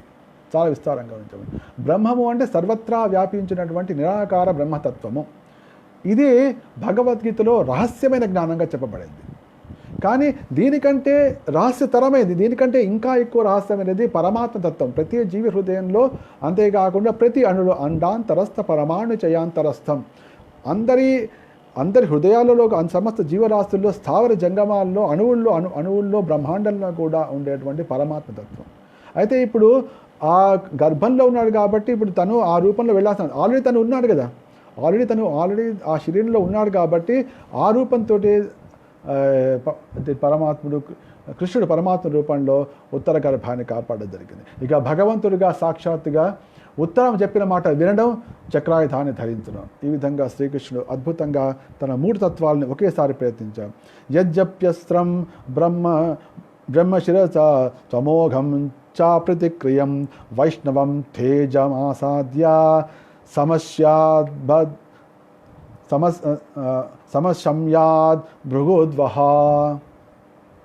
అని చెప్పి అక్కడ సూత గోస్వామి భృగుద్వహ అంటే భృగువంశీయుడా అంటే అక్కడ శౌనక ఋషి అంటాడు అనమాట. ఎప్పుడైతే లోపల బ్రహ్మ శిరోస్త్రం ప్రయోగించబడింది, కానీ లోపల శ్రీకృష్ణుడు వైష్ణవ తేజం లోపల గర్భాన్ని కప్పేశాడు. అయితే ఆ వైష్ణవ తేజం ముందు బ్రహ్మాస్త్రం చతికిలబడింది, నిస్తేజంగా అయిపోయింది, నిర్వీర్యం అయిపోయింది, క్రింద పడిపోయింది, దాని శక్తిహీనంగా అయిపోయింది. యజ్జప్రస్థం బ్రహ్మ శిరసం త్వమోఘం చ దానికి ప్రతిక్రియ అనేది లేదు, బ్రహ్మాస్త్రానికి ప్రతిక్రియ లేదు. అయినప్పటికీ వైష్ణవ తేజం ముందర అది మొత్తం నిర్వీర్యం అయిపోయింది. కాబట్టి శ్రీకృష్ణుడు శ్రీకృష్ణుని ఎవరైతే శరణాగతులై ఉంటారో వారిని ఏ విధంగా శ్రీకృష్ణుడు కాపాడుతాడు? మనం వెళ్ళి మన వినతి చేసుకోవడం వరకే మనది, అంతే. మన వినతి మన హృదయపూర్వకంగా మన పూర్ణ శరణాగతితో వినతి చేసుకోవడం వరకే మన కార్యం. తర్వాత భగవంతుడు దాన్ని ఏ విధంగా కాపాడుతారని భగవంతుడి ఇష్టం. ఈ సమయంలో స్వామి నువ్వు ఈ విధంగా వచ్చి నన్ను కాపాడు అని ఎవరు చెప్పలేరు, ఎందుకంటే అది సరైన పద్ధతో కాదు. నీకంటే తెలుసు, నీ రక్షణ నీకు కావాలి, నన్ను కాపాడు, నేను ఆ దేహం పోయినా పర్వాలేదు కానీ నా గర్భాన్ని కాపాడు అని చెప్పి ఉత్తర స్పష్టంగా తనకు కావాల్సింది అడిగింది.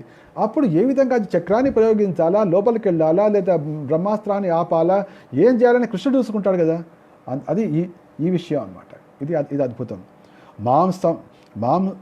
మామంస్థా హేత్యదాశ్చర్యం సర్వాశ్చర్యమయేచ్యుతే జైదం మాయయా దేవ్యా సృజత్యవతి హంత్యజా అని ఇక్కడ సూత గోస్వామి మళ్ళీ చెప్తున్నారు అన్నమాట ఇంకో విషయం.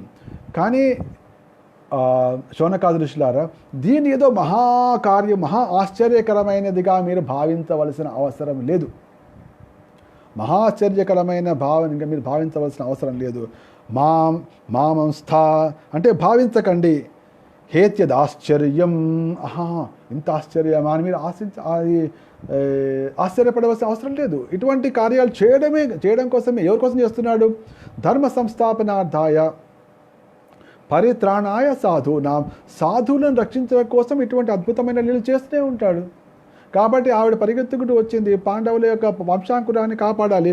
కాబట్టి సర్వాశ్చర్యమయేచ్యుతే, ఆ అచ్యుతుడు, ముఖ్యంగా మీరు భాగవతాన్ని మొత్తం చూస్తే కృష్ణుడి పేరు చాలా చోట్ల అచ్యుత అని వస్తుంది. అచ్యుతుడు చాలా ముద్దు పేరు, చాలా ముద్దుగా ఉంటుంది. అచ్యుత అని పిలిస్తే చాలా ముద్దుగా ఉంటుంది. కాబట్టి భాగవతం మొత్తం అచ్యుత అని ఉంటుంది. అచ్యుత అంటే చాలా ముద్దుగా ఉంటుంది. అంటే కృష్ణుడు కూడా ఎప్పుడైతే అర్జునుడికి జ్ఞానోదయమైనప్పుడు కూడా అన్నాడు అన్న సేమ్ అచ్యుత అనే అన్నాడు. నష్టో మోహ స్మృతిర్లబ్ధ తత్ప్రసాదాన్మయాచ్యుత అక్కడ అన్నాడు అచ్యుత. అచ్యుత అంటే పతనం చెందని వాడు అని అర్థం. ఎవరైతే నేను పట్టుకుంటారో వాడు కూడా పతనం ఉండదు అని కూడా అది అర్థం అట్లా అనమాట. కాబట్టి సర్వాశ్చర్యమయేచ్యుతే, అచ్యుతుడి విషయంలో ఇది ఆయన సర్వాశ్చర్యమే, ఆయన రూపమే, ఆయన లీలే సర్వాశ్చర్యమే. కాబట్టి ఇదేదో స్పెషల్గా ఆశ్చర్యకరమైందని మీరు భావించవలసిన అవసరం లేదు. ఎందుకంటే జైదం మాయయా దేవ్యా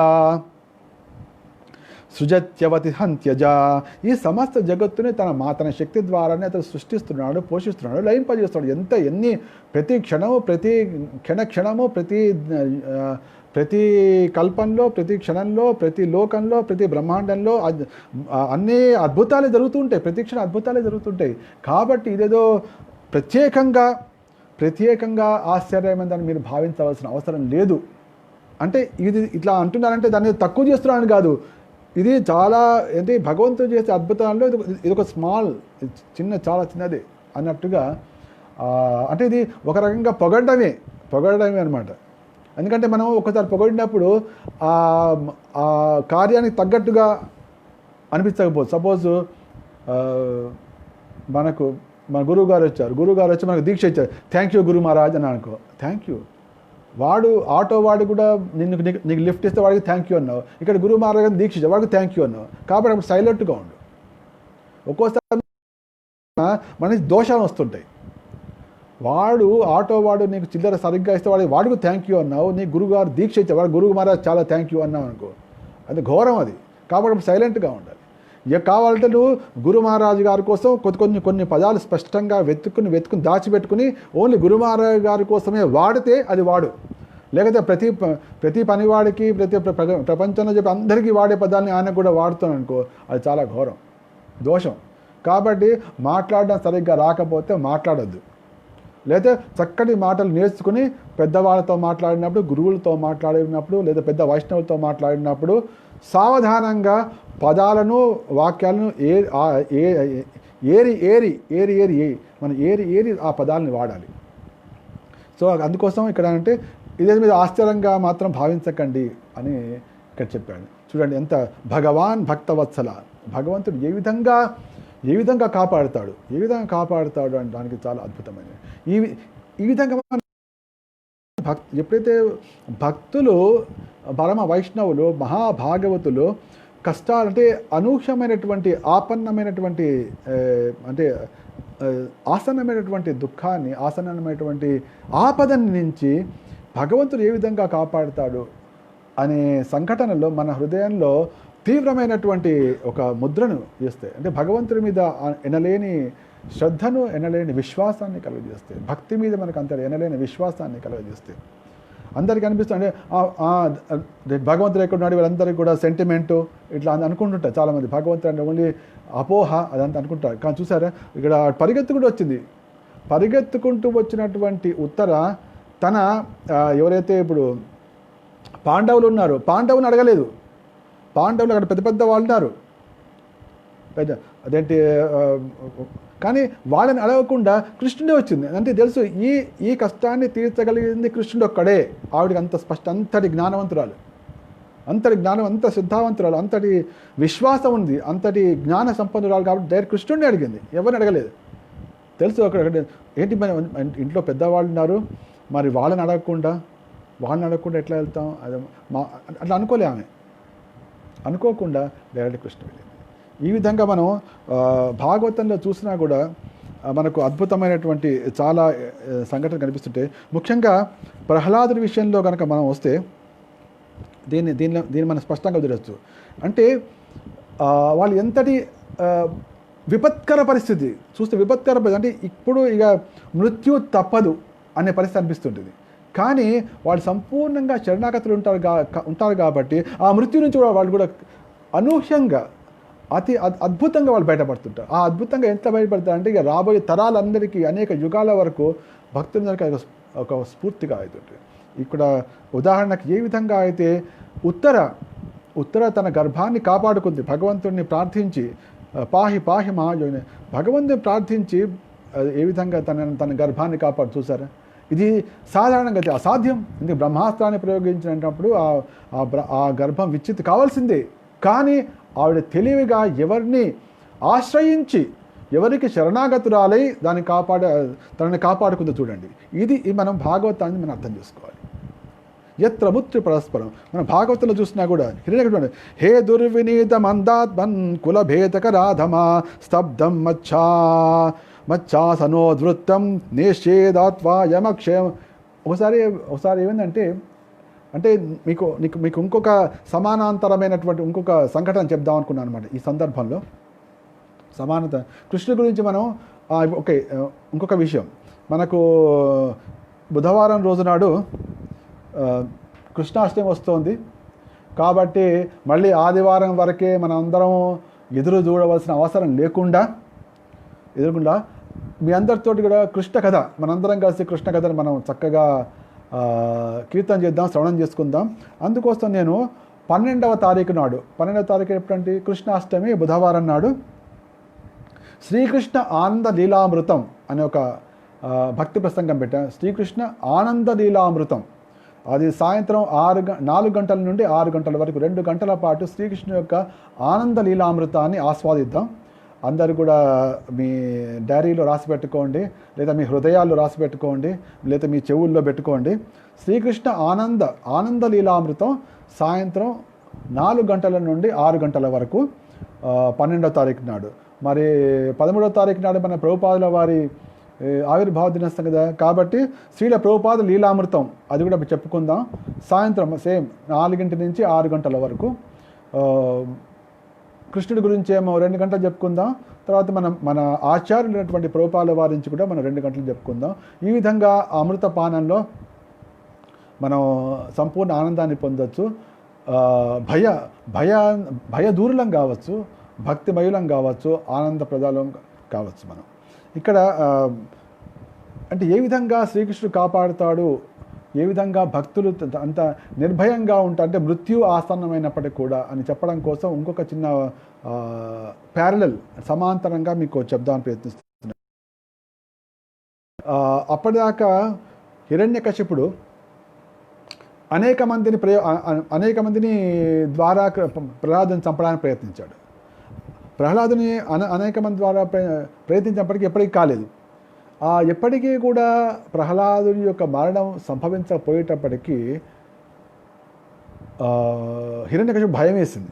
ఇంతమందిని ఇన్ని ప్రయత్నాలు చేసినాక వీడు చావట్లేదు అంటే వీడు ఇంతటి మృత్యురహితుడా, వీడి మృత్యురాహిత్యమే తనకు మృత్యు అవుతుందా అన్న భయం కూడా వేసింది మొట్టమొదటిసారిగా హిరణ్యకశిపుడు. మొత్తానికి ఏదో జరిగింది.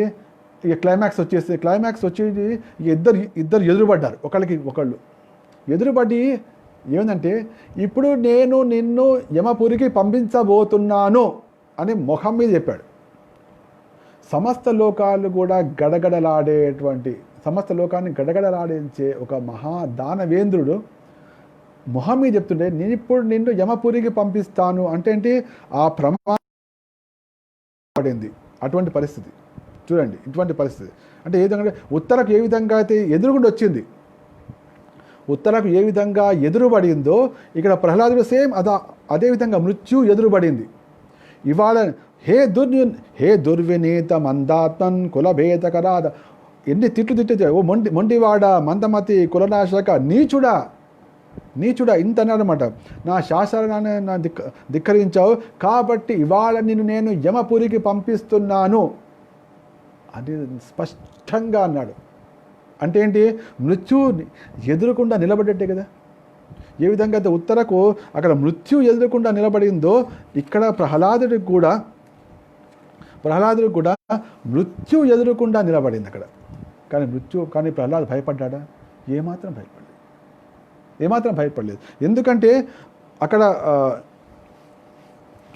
ఇక్కడ ఉత్తరకేమో కనీసం అక్కడ భగవంతుడు కనిపిస్తున్నాడు. ఇక్కడ ఉత్తరకు కనీసం భగవంతుడు ఎదురుకుండా కనిపిస్తున్నాడు. తనను పాండవులను తన వాళ్ళను కాపాడినటువంటి కృష్ణుడు కనిపిస్తున్నాడు. కానీ అక్కడ ప్రహ్లాదుడికి భగవంతుడు ఇంతలో కనిపించలేదు. అంటే తన యొక్క భావనలో చూస్తున్నాడు, అవన్నీ ఉంది, భగవంతుడి గురించి విన్నాడు. కానీ భగవంతుడు నన్ను రక్షిస్తాడు, ఎట్లా రక్షిస్తాడు ఆ సంగతి తెలియదు, కానీ రక్షిస్తాడు అన్నటువంటి సంపూర్ణ జ్ఞానం, సంపూర్ణమైనటువంటి విశ్వాసం, వ్యవసాయాత్మిక బుద్ధి ఉందన్నమాట. అంటే అంతటి విశ్వాసం ఉంది. శ్రద్ధ శబ్దే విశ్వాస్ అని హిరణ్యకశిపుడు, నువ్వు ఎవరి బలాన్ని చూసుకొని నువ్వు ఇంత మొండిగా చేస్తున్నావు, నన్ను చూసి అందరూ భయపడుతుంటారే, నువ్వు ఎవరి బలాన్ని చూసి ఇంత మొండిగా నువ్వు చేస్తున్నావు అని చాలా తీవ్రంగా అడిగినప్పుడు ప్రహ్లాదుడు అంతే సాధారణంగా చేసిన విషయం, ఎందుకంటే మృత్యు ఎదుర్కొండా ఉంది, తను రక్షించేవాడు అవును తన్నాడు, కానీ ఇంతవరకు చూడలేదు, ఎక్కడ ఉన్నాడు తెలియదు, ఇది పరిస్థితి. అప్పుడు అయినా కూడా ఎటువంటి తొణకక బెనకక ప్రహ్లాద్ గురించి అడుగుతున్నా కదా, నాకు ఎక్కడి నుంచి వచ్చింది బలం అని. ఏదైతే నా బలం ఉందో, నా బలానికి ఏది కారణం, నీ బలానికి కూడా అదే కారణం, బలానికి అదే కారణం. ఈ జగత్తులో ఉన్నటువంటి స్థావర జంగమ సమస్త జీవులకు, బ్రహ్మాది దేవతలకు అందరూ కూడా బలం అదే. ఎంత ధైర్యంగా చెప్పాడు, ఎంత అద్భుతం, పరమాద్భుతం. ఇది అంటే ఏంటి, ఎదురుకుండా భగవంతుడు లేనప్పటికీ కూడా, ఎదురుకుండా భగవంతుడు ఒక నిమిషం,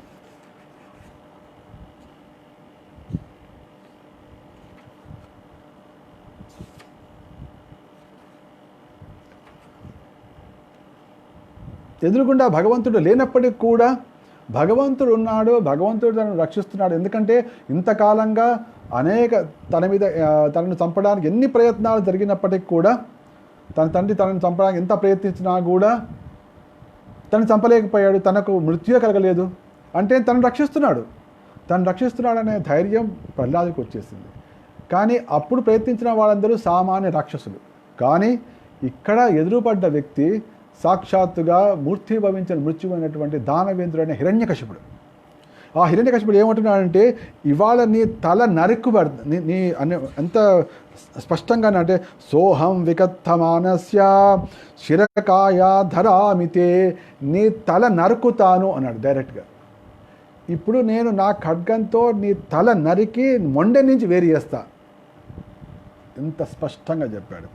సోహం వికత్తమానస్య, నువ్వు ఇంత ప్రేలాపన చేస్తున్నావు కదా, శిరహ కాయా ధరామితే, ఇప్పుడు నీ తలని నీ మొండ నుంచి వేడి చేస్తా. చూసా ఎంత స్పష్టంగా, ఎంత ఎవడైనా కూడా భయంతో వణికిపోతాడు. గోపాయత హరిస్వాద్య యస్తే శరణమీప్సితం, నువ్వు అంటున్నావు ఇప్పటిదాకా నేను భగవంతుడు రక్షించాడు. చూస్తా నీ భగవంతుడు ఏ విధంగా నేను రక్షిస్తాడు. ఛాలెంజ్ చేస్తున్నాడు. చూస్తా అంటే ఏంటి, మృత్యు ఎదురుగుండా ఉంది, ఇప్పుడు నేను ఏం చేయబోతున్నాను. మొట్టమొదటి ఏమన్నాడు, కొద్దిగా సాఫ్ట్గా అన్నాడు. హిరణ్యకశిపుడు మొట్టమొదటి మాత్రం చాలా సాఫ్ట్గా అన్నాడు. ఏం సాఫ్ట్గా అన్నాడు అంటే, నిన్ను యమపురికి పంపిస్తా, అది కొద్దిగా సాఫ్ట్గా అన్నట్టే. నిన్ను ఇప్పుడు యమపురికి పంపిస్తా అంటే సాఫ్ట్గా అన్నట్టే. కానీ అట్లా తర్వాత మాత్రం ఇప్పుడు నీ తల నరుకుతాను, అది మాత్రం చాలా చాలా వెరీ వెరీ స్పెసిఫిక్, చాలా స్పెసిఫిక్ అనమాట. కత్తి తీసి ఇప్పుడు నేను నీ తల నరుకుతాను. నువ్వు అంటున్నావు కదా, నీ భగవంతుడు అన్ని చోట్ల ఉన్నాడు, రక్షిస్తాడు అని నువ్వు అంటున్నావు కదా, ఇప్పుడు నేను నీ తల నరుకుతా, నీ తలను నీ మొండె నుంచి వేరు చేస్తా. నీ భగవంతుడు ఎలా రక్షిస్తాడో నువ్వు పిలువు చూస్తా. నువ్వు అంటున్నావు కదా రక్షిస్తాడు అంటున్నావు కదా, చూపుడు అనేవాడు. ఎంత చూస్తారు, ఎంతటి విపత్కరమైన పరిస్థితి. తను ఇంతవరకు చూడలేదు. భగవంతుడు తను రక్షిస్తున్నాడు, భగవంతుడు ఎప్పుడు రక్షిస్తున్నాడు. కానీ ఇక్కడ వ్యక్తి వచ్చి, దానవేంద్రుడు వచ్చి, నేను ఇప్పుడు నీ తల నరకబోతున్నాను, మొండె నుంచి నీ తలను వేరు చేస్తాను, నీ భగవంతుడు ఎలా వచ్చి కాపాడుతాడు నేను ఇప్పుడు చూస్తాను అని ఛాలెంజ్ చేస్తున్నాడు, దాని పంతం ఆడుతున్నాడు. అయినా కూడా ప్రహ్లాదుడు సంపూర్ణమైన ధైర్యంతో ఉన్నాడు అక్కడ. సంపూర్ణ ధైర్యంతో కాకుండా అప్పుడు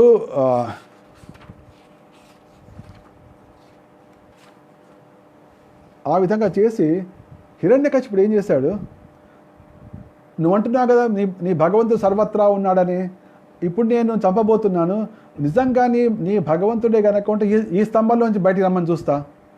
ఆ స్తంభంలోంచి భగవంతుడు స్తంభంలోంచి రావడం కోసం నేను సహాయపడతా అంటే, స్తంభంలోంచి రాగలడో లేదో నేను ఆ స్తంభాన్ని బద్దలు కొడతా, బయటికి రమ్మను అన్నట్టుగా సహాయపడ్డట్టుగా వెళ్ళి తన ముష్టిన, తన యొక్క పిడికిలతోటి ఏ చేతిలో అయితే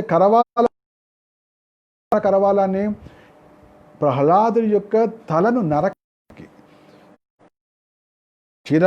శిరహ కాయా ధరామితే, నీ యొక్క శిరస్సును నీ కాయం నుంచి వేరు చేస్తా. గోపాయత అంటే రక్షించుగాక, చూద్దాం నీ హరి అంటున్నా. గోపాయత హరిస్వాద్య యస్తే శరణమీప్సితం, నువ్వు శరణాగతులైనటువంటి ఎవరికైతే నువ్వు శరణాగతులు అయ్యావో ఆ హరి నిన్ను నిజంగా ఏ విధంగా రక్షిస్తాడో చూద్దాం అన్నాడు. అని ఆ కత్తి పట్టుకున్న చేతితోనే పిడికిలతోటి ఆ స్తంభాన్ని కొట్టేటప్పటికీ అద్భుతంగా ఎంత శబ్దం వచ్చిందంటే, సవిక్రమన్ పుత్ర వధేప్సురోజస నిశమ్య నిర్హాత బభూవ అద్భుతం. నేను అంటే అక్కడ హిరణ్యకశిపుడు ఆ విధంగా ఆ స్తంభాన్ని గుద్ది అదే కత్తితోటి ప్రహ్లాదు యొక్క శిరస్సు ఖండించడానికి సిద్ధపడుతున్నట. అప్పుడు అది మహాద్భుతమైనటువంటి శబ్దం వచ్చింది. మహాద్భుత శబ్దం అంటే ఏంటి, భగవంతుడు ఎప్పుడు ఎక్కడ ఏ రూపంలో చేస్తాడు అనేది మనకు ఊహాతీతం. ఇందాక మనం చూసిన ఉత్తర అడిగింది, స్వామి నన్ను ఆ అస్త్రం దహించినా పర్వాలేదు కానీ నా గర్భం మాత్రం నశించకుండా చూడు, ఇంత మాత్రం అడిగింది. కానీ దాన్ని ఆ కార్యాన్ని ఎలా చేయాలి అన్న విషయం భగవంతుడు తెలుసు. ఇక్కడేమో అంటే ఏంటి, ఇది ఒక దానికి సమాంతరంగా ఉంటుందని చెప్పి నేను మీకు ఇంకొక ఎగ్జాంపుల్గా చూపిస్తున్నాను. నరసింహస్వామి శ్రీ నరసింహ యొక్క భక్త రక్షణం. శ్రీ నరసింహని భక్త రక్షణం అనేది చాలా అద్భుతమైన కార్యక్రమం. ఎందుకంటే ఎదురకుండా మృత్యు వచ్చి నేను ఇప్పుడు తల నరుకుతా అన్నటువంటి భగవంతుడు వచ్చి కాపాడుతాడు అని చెప్పి సహాయపడుతున్నాడు కదా, దాన్ని పగలగొట్టడానికి కూడా సిద్ధపడ్డాడు. అప్పుడు అద్భుతమైనటువంటి శబ్దం వచ్చింది. ఆ శబ్దం వచ్చినప్పుడు దాంట్లోంచి సత్యం విధాతం నిజభృత్య భాషితం వ్యాప్తిం చ భూతేష్వఖిలేషు చాత్మన అదృశ్యతామద్భుత రూపముద్వహన్ స్తంభే సభాయాం న మృగం న మానుషం. అంటే భగవంతుడు సర్వత్రా ఉంటాడు. వ్యాప్తిం చ భూతేష్వఖిలేషు చాత్మన, సమస్త జీవులలో సమస్త తత్వాల్లో అన్నిట్లో సర్వత్రా వ్యాపించి ఉండే భగవంతుడు అదృశ్యతాం అద్భుతం రూపముద్వహన్, అద్భుతమైనటువంటి రూపాన్ని ధరించి అద్భుతమైన రూపాన్ని సభలో స్తంభే సభాయాం న మృగం న మానుషం, అటు మృగము కాదు, అటు నరుడు కాదు, సింహము కాదు, నరుడు కాదు, హరి కాదు, నరహరి నృసింహుడి రూపంలో అద్భుతంగా ప్రకటమయ్యాడు. అంటే ఏంటి, ఏ విధంగా ఎప్పుడు ఏ సమయంలో ఏ ద్వారా ప్రకటన కావాలి అనేది నిర్ణయించేది భగవంతుడే. ఏ విధంగా వస్తాడు అని ఆ విషయంలో పూర్తిగా అయోమయంలో పడేది దానవుడే. ఇప్పుడు ఏ విధంగా ఉంటుందంటే, ఎప్పుడైతే కృష్ణుడు అష్టమ గర్భంలో అవును నిన్ను చంపేవాడు అష్టమ గర్భంలో రాబోతున్నాడు అని ఆకాశవాణి కంసుడు చెప్పింది. అయితే ఈ ఆకాశవాణి చెప్పింది అష్టమ గర్భుడు నీకు మృత్యువు కాబోతున్నాడు అని విషయం చెప్పింది. అయితే దేవకికి 7వ గర్భం కాస్త గర్భపాతం జరిగిపోయింది. అంటే ఏంటి, 7వ సంతానం కలగలేదు. ఇప్పుడు తర్వాత మళ్ళీ గర్భం దాల్చింది. మరి ఇప్పుడు దీన్ని 7వ గర్భం అనుకోవాలా, 8వ గర్భం అనుకోవాలా? ఎందుకంటే 7వ గర్భంలో సంతానం కలగలేదు, అది కాదు గర్భపాతం అయిపోయింది. మరి ఇప్పుడు నెక్స్ట్ మళ్ళీ ఆవిడ మళ్ళీ గర్భవతి అయింది. ఈ గర్భవతి అయింది, మరి ఇప్పుడు దీన్ని నేను 7వ గర్భం అనుకోవాలా, 8వ గర్భం అనుకోవాలా? ఆ విధంగా దానవులని పూర్తిగా మాయలో ముంచేవాడు భగవంతుడు. ఇప్పుడు పర్వాలేదులే, ఇప్పుడు 7వ గర్భం పోయింది కాబట్టి వచ్చేది మళ్ళీ 7వ గర్భమే కదా అని చెప్పి ప్రశాంతంగా ఉండాలా? లేదు, మరి అది 7 అనుకుంటే మరి 8, ఇది మరి 7 ఏమైంది? ఈ విధంగా మనుషుల అంటే ఎవరైతే తనను నమ్మరో వాళ్ళని మాయలో ముంచడం భగవంతుడికి ఆట. తన వాళ్ళని ఏదో రకరకాల లీలల ద్వారా తన వాళ్ళకి ఆనందం కలిగించడం, అది కూడా భగవంతుడి యొక్క ప్రేమ. ఈ విధంగా అద్భుతంగా ఆ విధంగా కంసుడినేమో మాయపుచ్చాడు. అంటే అది 7వదా 8వదా అర్థం కాలేదు. మరి ఇప్పుడు కృష్ణుడు పుట్టింది ఇది 7వ గర్భమా? ఎందుకంటే 7వ గర్భం అంటే కంసుడికి తెలియదు అక్కడ 7వ గర్భం నష్టమైంది అనుకున్నాడు తప్ప ఆ 7వ గర్భం గోకులంలో ఉన్నటువంటి రోహిణీ గర్భానికి సంకర్షణ చేయబడింది అనే విషయం కంసుడికి తెలీదు. అది భగవంతుడి ద్వారా యోగమాయ చేసినటువంటి కార్యం. కానీ ఇది ఎవరు చేస్తుంది? ఓన్లీ యోగమాయ చాలా టాప్ సీక్రెట్ చెప్తుంది. ఆవిడ చేసే కార్యక్రమాలు ఎవరు తెలియదు. అందుకని కృష్ణుడు చెప్పాడు అనమాట, ఈ కృష్ణాష్టమి ఉత్సవం ఉంది, ఈ కృష్ణ జన్మాష్టమి వ్రతం చెప్పాడు అనమాట కృష్ణుడు. కృష్ణ జన్మాష్టమి వ్రతం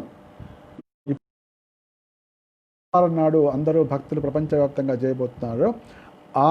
ఆ వ్రతాన్ని ప్రారంభించింది సాక్షాత్తుగా కృష్ణుడే. ఆ కృష్ణుడు ఏమన్నాడంటే, ఈ కృష్ణ జన్మాష్టమి వ్రతం ఏది ఉందో దీనిలో యోగమాయను కూడా పూజించాలి దాంట్లో.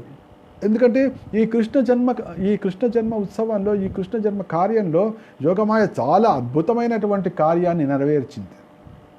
చాలా ఎంతటి అద్భుతమైన కార్యం అంటే, మొట్టమొదలు సప్తమ గర్భాన్ని ఎప్పుడైతే బలరాముడు వచ్చాడో ఆ స్థలాంతరం చేయడం, దేవకి గర్భం నుంచి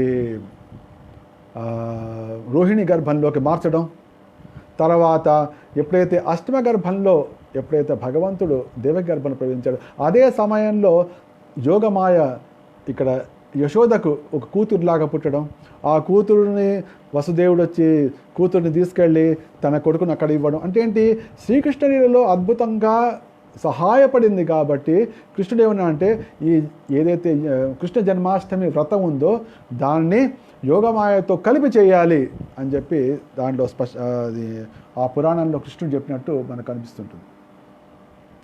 అంటే ఏంటి, ఇక్కడ భగవంతుడు లీలలు చేయడం అంటే భగవంతుడి యొక్క ముఖ్యమైన ఉద్దేశం పరిత్రాణాయ సాధునం, అంటే సాధువులను రక్షించడం భగవంతుడి యొక్క ముఖ్యమైన కార్యం.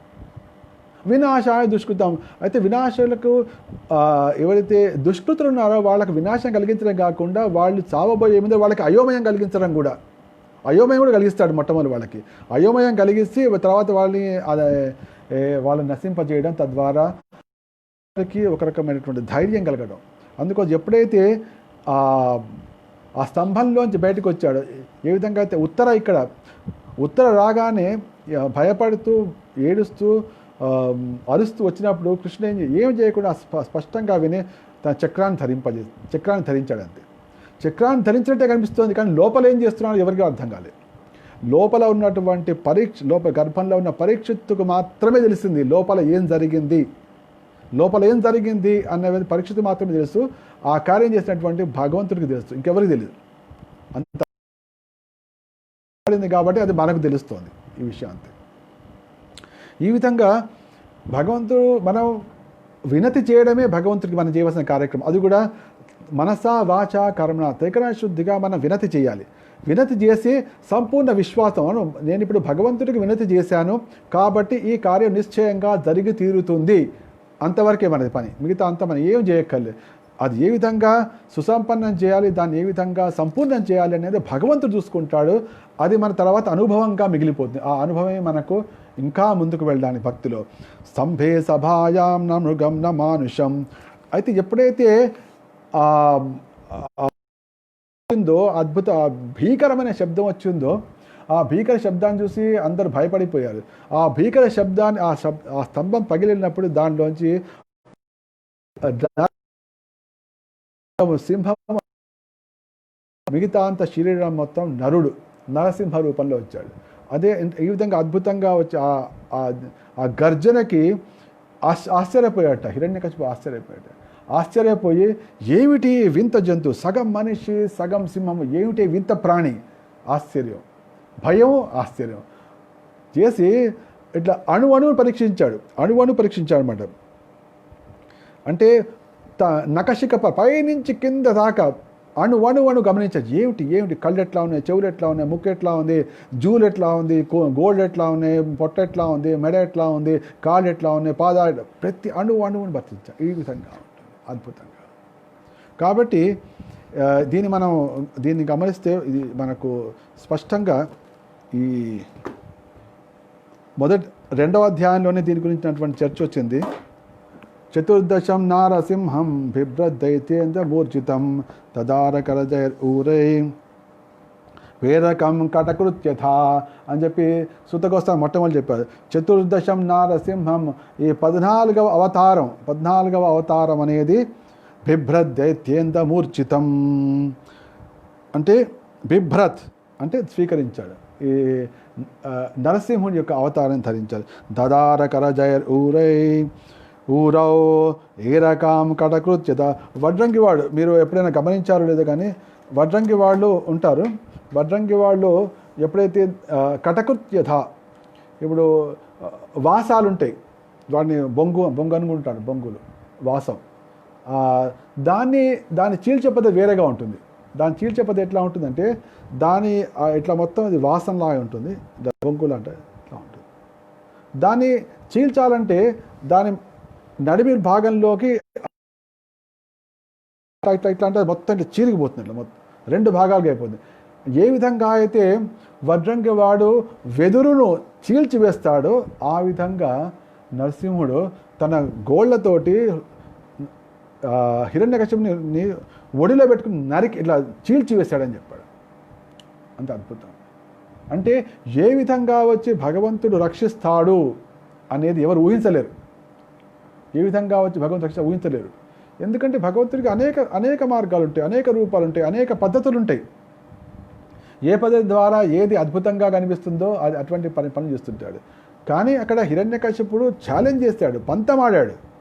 ఇప్పుడు నేను తల నరుకుతా, నిన్ను ఎవడు కాపాడుతాడో చూస్తా, కావాలంటే వాడిని పిలువు అని పంతమాడాడు. కాబట్టి చూడు పిలిస్తే నేను ఎట్లా వస్తానో, ఏ విధంగా చేస్తానో, ఏ విధంగా నీ పంతానికి పంతం ఆడి నేను చేస్తానో అని చూపించాడు అనమాట. కానీ అక్కడ ఆల్రెడీ ప్రహ్లాదుడికి అనుభవం ఉంది కాబట్టి అంతటి ధిక్కారం చేసినా కూడా, అంతటి భయపడినా కూడా కత్తి దూసుకుని రెడీగా వచ్చాడు. ఇప్పుడు ఏం చేయబోతున్నాడు అది కూడా చెప్పాడు. అయినా కూడా కదలకుండా ఉండా అంటే అంతటి అనుభవం వచ్చింది అనమాట. కాబట్టి ఇక్కడ పరమాద్భుతంగా ఉత్తర కూడా మనకి ఈ విధంగా భాగవతంలో అనేకమైన సందర్భాలు కనిపిస్తుంటాయి. ఏ విధంగా ఆసన్నమైనటువంటి ప్రమాదం నుంచి భక్తులు భగవంతుడి మీద సంపూర్ణ శ్రద్ధ కలిగి, సంపూర్ణ విశ్వాసం కలిగి వాళ్ళు బయటపడతారు అనే భాగవతం నుంచే మనం తెలుసుకోవచ్చు. ఇక్కడ జరిగినటువంటి ఉత్తర గర్భ సంరక్షణం అనేది ఒక అద్భుతమైనటువంటి అనుభూతి. అందుకోసమే ఆయన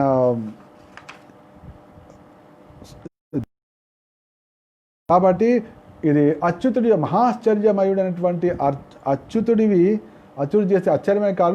ఇది ఒక ఆశ్చర్యమైనగా మీరు భావించవలసిన అవసరం లేదు. ఆ దేవదేవుడు తన యైదం మాయయా దేవ్య సృజత్యవతి హంత్యజ, ఆయన తన శక్తితోటి భగవంతుడు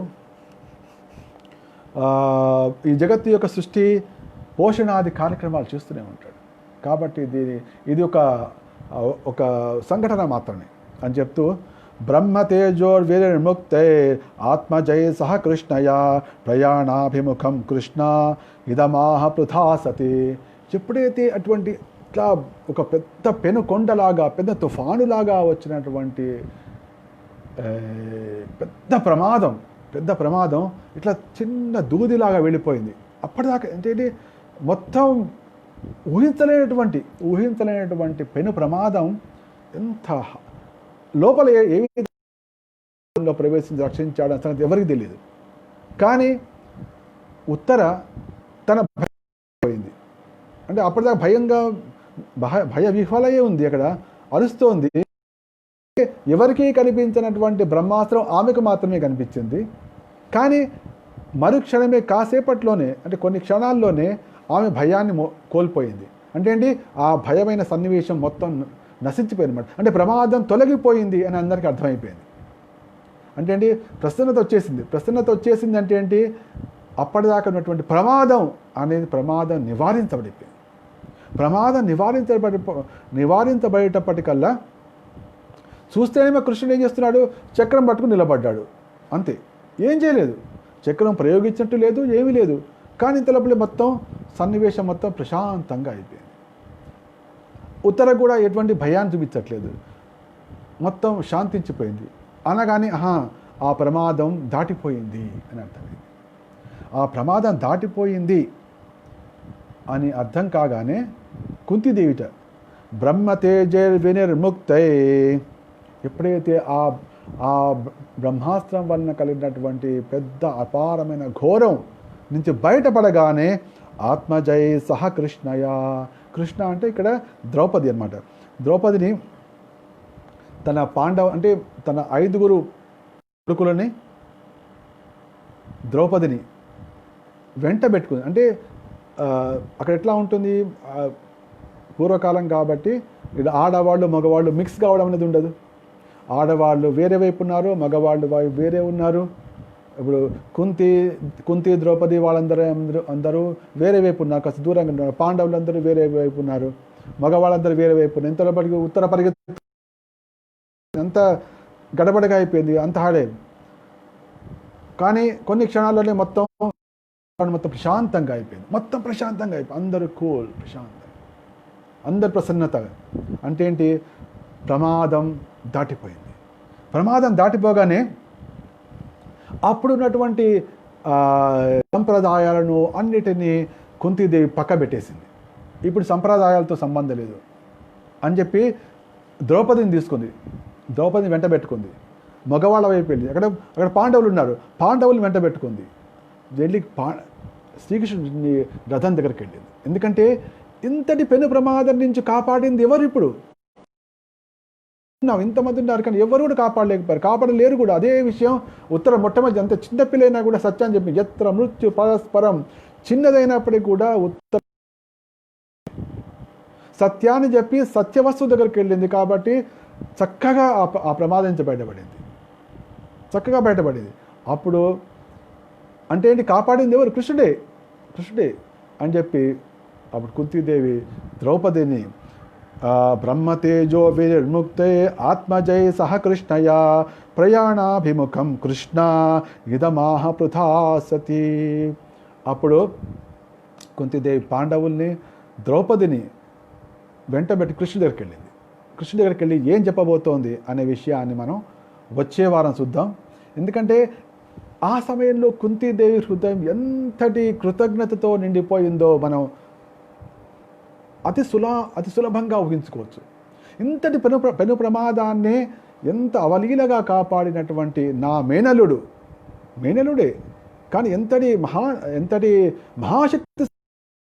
నేను ఏం పలుకుతే నేను నా కృతజ్ఞతను చెప్పగలను, ఏం చెప్పి నేను చేయగలను, అట్లా అని చెప్పి నేను ముక్తసరిగా మౌనంగా ఉండలేనే అని చెప్పి ఆవిడ తన అందరినీ తీసుకుంటే నీ కరుణ వల్ల ఎవరెవరూ కాపాడబడ్డాం, నీ కరుణ వల్ల ఎవరెవరికి లాభం కలిగింది అనే విషయాన్ని చెప్పడం కోసం ఆవిడ ఎందుకంటే ఉత్తర అక్కడే ఉంది కాబట్టి ఉత్తరాన్ని పట్టుకోవాల్సిన అవసరం లేదు. అప్పుడు ఎటువంటి సంప్రదాయాన్ని అయ్యో నేను ఆడవాళ్ళ వైపు వెళ్ళాలి, నేను మగవాళ్ళ వైపు వెళ్ళాలి అని చెప్పి ఇక్కడ ప్రమాదం కాబట్టి పరిగెత్తుకుని ఆడామగా చూసుకొని పరిగెత్తుకుని వెళ్ళింది. అక్కడ ఆల్రెడీ కృష్ణ ముందు అక్కడ అందరూ ఉన్నారు, పాండవులు ఉన్నారు, అక్కడే నిలబడింది. కృష్ణ అని పరిగెత్తింది, కృష్ణ అని చెప్పి పాహి మహాయోగిని అని చెప్పింది. కృష్ణ అనేది అనుకునే సమయం లేదు, రక్షించని మొదలుపెట్టింది. అప్పుడు కుంతీదేవి తన ద్రౌపదిని పాండవుల్ని తీసుకుని కృష్ణ ముందుకు వచ్చి తన హృదయంలో కలిగినటువంటి భక్తి భావం, తన హృదయంలో కలిగినటువంటి కృతజ్ఞతా భావాన్ని, తన హృదయంలో కలిగిన ప్రేమ భావం, తన హృదయంలో కలిగిన బంధుభావాన్ని అన్నిటి కూడా చెబుతూ కృష్ణుడిని స్తుతించబోతోంది. ఇది చాలా అద్భుతమైనటువంటి దీని ప్రార్థన శ్రీల ప్రభుపాదుల వారు దీని మీద ఒక పెద్ద పుస్తకమే రాశారు.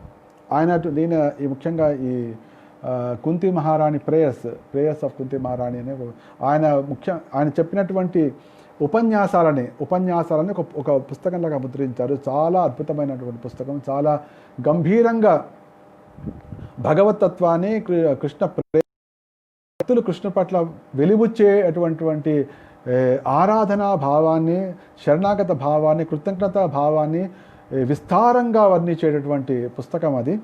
ఆ పుస్తకాన్ని అందరూ చదవాలి. ఇంగ్లీష్లో చదవచ్చు, తెలుగులో చదవచ్చు. సో ఆవిడ కుంతీదేవి ఏ విధంగా కృష్ణుడిని ప్రార్థించబోతోంది అనేది మనం వచ్చే వారం చూద్దాం.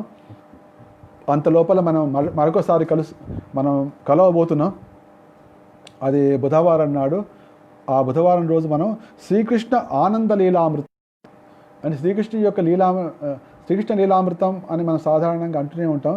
కానీ ఆ శ్రీకృష్ణ లీలా అమృతంతో పాటు ఆనందం కూడా కావాలిగా మనకు. కాబట్టి నేను దానికి ఒక చిన్న పదం జోడించా. శ్రీకృష్ణ ఆనంద లీలామృతం మనం 4 నుంచి 6 గంటల దాకా, శ్రీల ప్రభుపాద లీలామృతం 13వ తారీఖు నాడు మళ్ళీ 4 నుంచి 6 గంటల దాకా ఈ 2 కార్యక్రమాల్లో మనకు అద్భుతంగా మనకు ఉత్సాహాన్ని, మనకు ప్రేమను, ఆనందాన్ని, తర్వాత భక్తిని అన్నిటినీ నిశ్చయంగా ఇస్తుంది. తర్వాత వచ్చే వారం కుంతి మహారాణి తన హృదయంలో కలిగినటువంటి భావాన్ని ఏ విధంగా ప్రకటించబోతోంది, దాని ద్వారా మనం నేర్చుకునేది ఏమిటి అనే విషయాన్ని కోసం ఎదురు చూస్తూ కృష్ణాష్టమి ఉత్సవాన్ని మనం చాలా చక్కగా చేసుకుందాం. ఈసారి మన జీవితంలోనే మొట్టమొదటిసారి మనం గుడికి వెళ్ళకుండా కేవలం ఆన్లైన్లోనే చూడడం ఈ విధంగా సాగిపోతోంది. కాబట్టి కృష్ణుడు అందరికీ కూడా ఇచ్చినటువంటి చిన్న వార్నింగే. అన్ని చక్కగా అవకాశాలు ఉన్నప్పుడు నేను వెళ్ళను, సగం వెళ్ళను అని అనేవారు కదా. ఇప్పుడు మీ అంతా రాకుండానే ఎందుకు, కనీసం ఇప్పటి నుంచైనా బుద్ధి చేసుకోండి. వచ్చే సంవత్సరం నుంచి మాత్రం కృష్ణాష్టమి వస్తుందంటే కనీసం నెల రోజుల ముందు తయారుగండి. నెల రోజుల ముందు తయారై ఎప్పుడు వస్తుందా అని ఎదురు చూడాలి. లేకపోతే మీరు ఈ విధంగా 2020లో జరిగినట్టు అవుతుంది అని కృష్ణుడు చిన్న హెచ్చరికగా చేశాడు. కానీ భగవంతుడు అంటే తల్లిదండ్రులు మొట్టికాయ వేసినా భగవంతుడు మొట్టికాయ వేసినా అది మంచిదే. ఎందుకంటే ఇంకా కాస్త మనకు భక్తి, శ్రద్ధ, విశ్వాసం ఇవన్నీ పెరుగుతాయి కాబట్టి దీనిలో మనకు ఎటువంటి నామోషి లేదు. ఏది ఏమైనా చక్కగా ఆ రోజు అందరూ కూడా చక్కగా 25 రౌండ్లు జపం చేయండి, ఉపవాసం ఉండండి. తర్వాత వీలైతే 64 రౌండ్స్ జపం చేయండి. 64 రౌండ్స్ జపం చేసేవాళ్ళు 64 రౌండ్ జపం చేయొచ్చు. 64 రౌండ్ జపం చేయడానికి 5 గంటల నుండి 6 గంటల సమయం పడుతుంది. ఇక వేరే కార్యక్రమాలు పొద్దునే కనుక లేస్తే 11-12 కల్లా అయిపోతుంది. మీకు ఎటువంటి పెద్ద ప్రాబ్లం ఏం లేదు. ఎందుకంటే ఆ రోజు ఎట్లాగో ఉపవాసమే కాబట్టి ఆ పనులు ఈ పనులు లేవు. సంవత్సరానికి ఒకసారి 64 రౌండ్లు జపం చేసుకోవచ్చు, చక్కగా బాగానే ఉంటుంది. అది కూడా ఒక వ్రతంలాగా భావించి కనీసం 25 రౌండ్లు మాత్రం తప్పకుండా చేయాలి. ఉపవాసం తప్పకుండా ఉండాలి. 64 రౌండ్లు జపం చేస్తే చాలా బాగుంటుంది. 64 రౌండ్ల జపం మేము చేయలేము, 25 చేస్తామంటే అది కూడా బాగానే ఉంటుంది. మిగిలిన సమయాన్ని శ్రీకృష్ణుడు దేవాది దేవుడు ఆ పుస్తకం చదవండి. ప్రభుపాదుల వారు కూడా చెప్పారు అన్నమాట. ఎప్పుడైతే జన్మాష్టమి వచ్చిందో అందరూ కృష్ణ బుక్ చదువుతుండాలి పొద్దున్న నుంచి రాత్రి దాకా. ఎందుకంటే అభిషేకం అనేది రాత్రి కాబట్టి పొద్దున్న నుంచి ఏం చేస్తారు, కృష్ణ బుక్ చదవండి అని చెప్పారు అనమాట. సో కృష్ణుడు దేవాది దేవుడి పుస్తకం చదవడం, 25 రౌండ్ జపం చేయడం, లేకపోతే 64 రౌండ్లు జపం చేయడం. ఈ లోపల ఎట్లాగో వైష్ణవాంకర ప్రభు 4 గంటలకి కృష్ణ కథ మీకు వినిపించడానికి సిద్ధంగా ఉంటాడు కాబట్టి 4 నుంచి 6 గంటల దాకా మంచిగా ఉత్సాహంగా కృష్ణ లీలలు వినొచ్చు. తర్వాత ఆన్లైన్లో ఎట్లాగో మనకు బృందావనంలో, మాయాపూర్లో, తర్వాత స్థానిక ఇస్కాన్ మందిరాలలో జరిగే కృష్ణాష్టమి వేడుకలు మనకు కనిపిస్తూనే ఉంటాయి, వినిపిస్తూనే ఉంటాయి, అవి చూడొచ్చు. అర్ధరాత్రి కానీ అభిషేకం వస్తుంది. ఈ విధంగా మన ఆనందంగా కాలం గడుపుదాం. ఇంతటితోటి ఇవాళకి విరామం ఇద్దాం. శ్రీమద్భాగవతం గ్రంథరాజ్కి, శ్రీల ప్రభుపాదకి, శ్రీకృష్ణ జన్మాష్టమి మహామహోత్సవకి, శ్రీకృష్ణ జన్మాష్టమి వ్రత మహిమాకి. గౌర ప్రేమానందే. శుభం విజయోస్తు.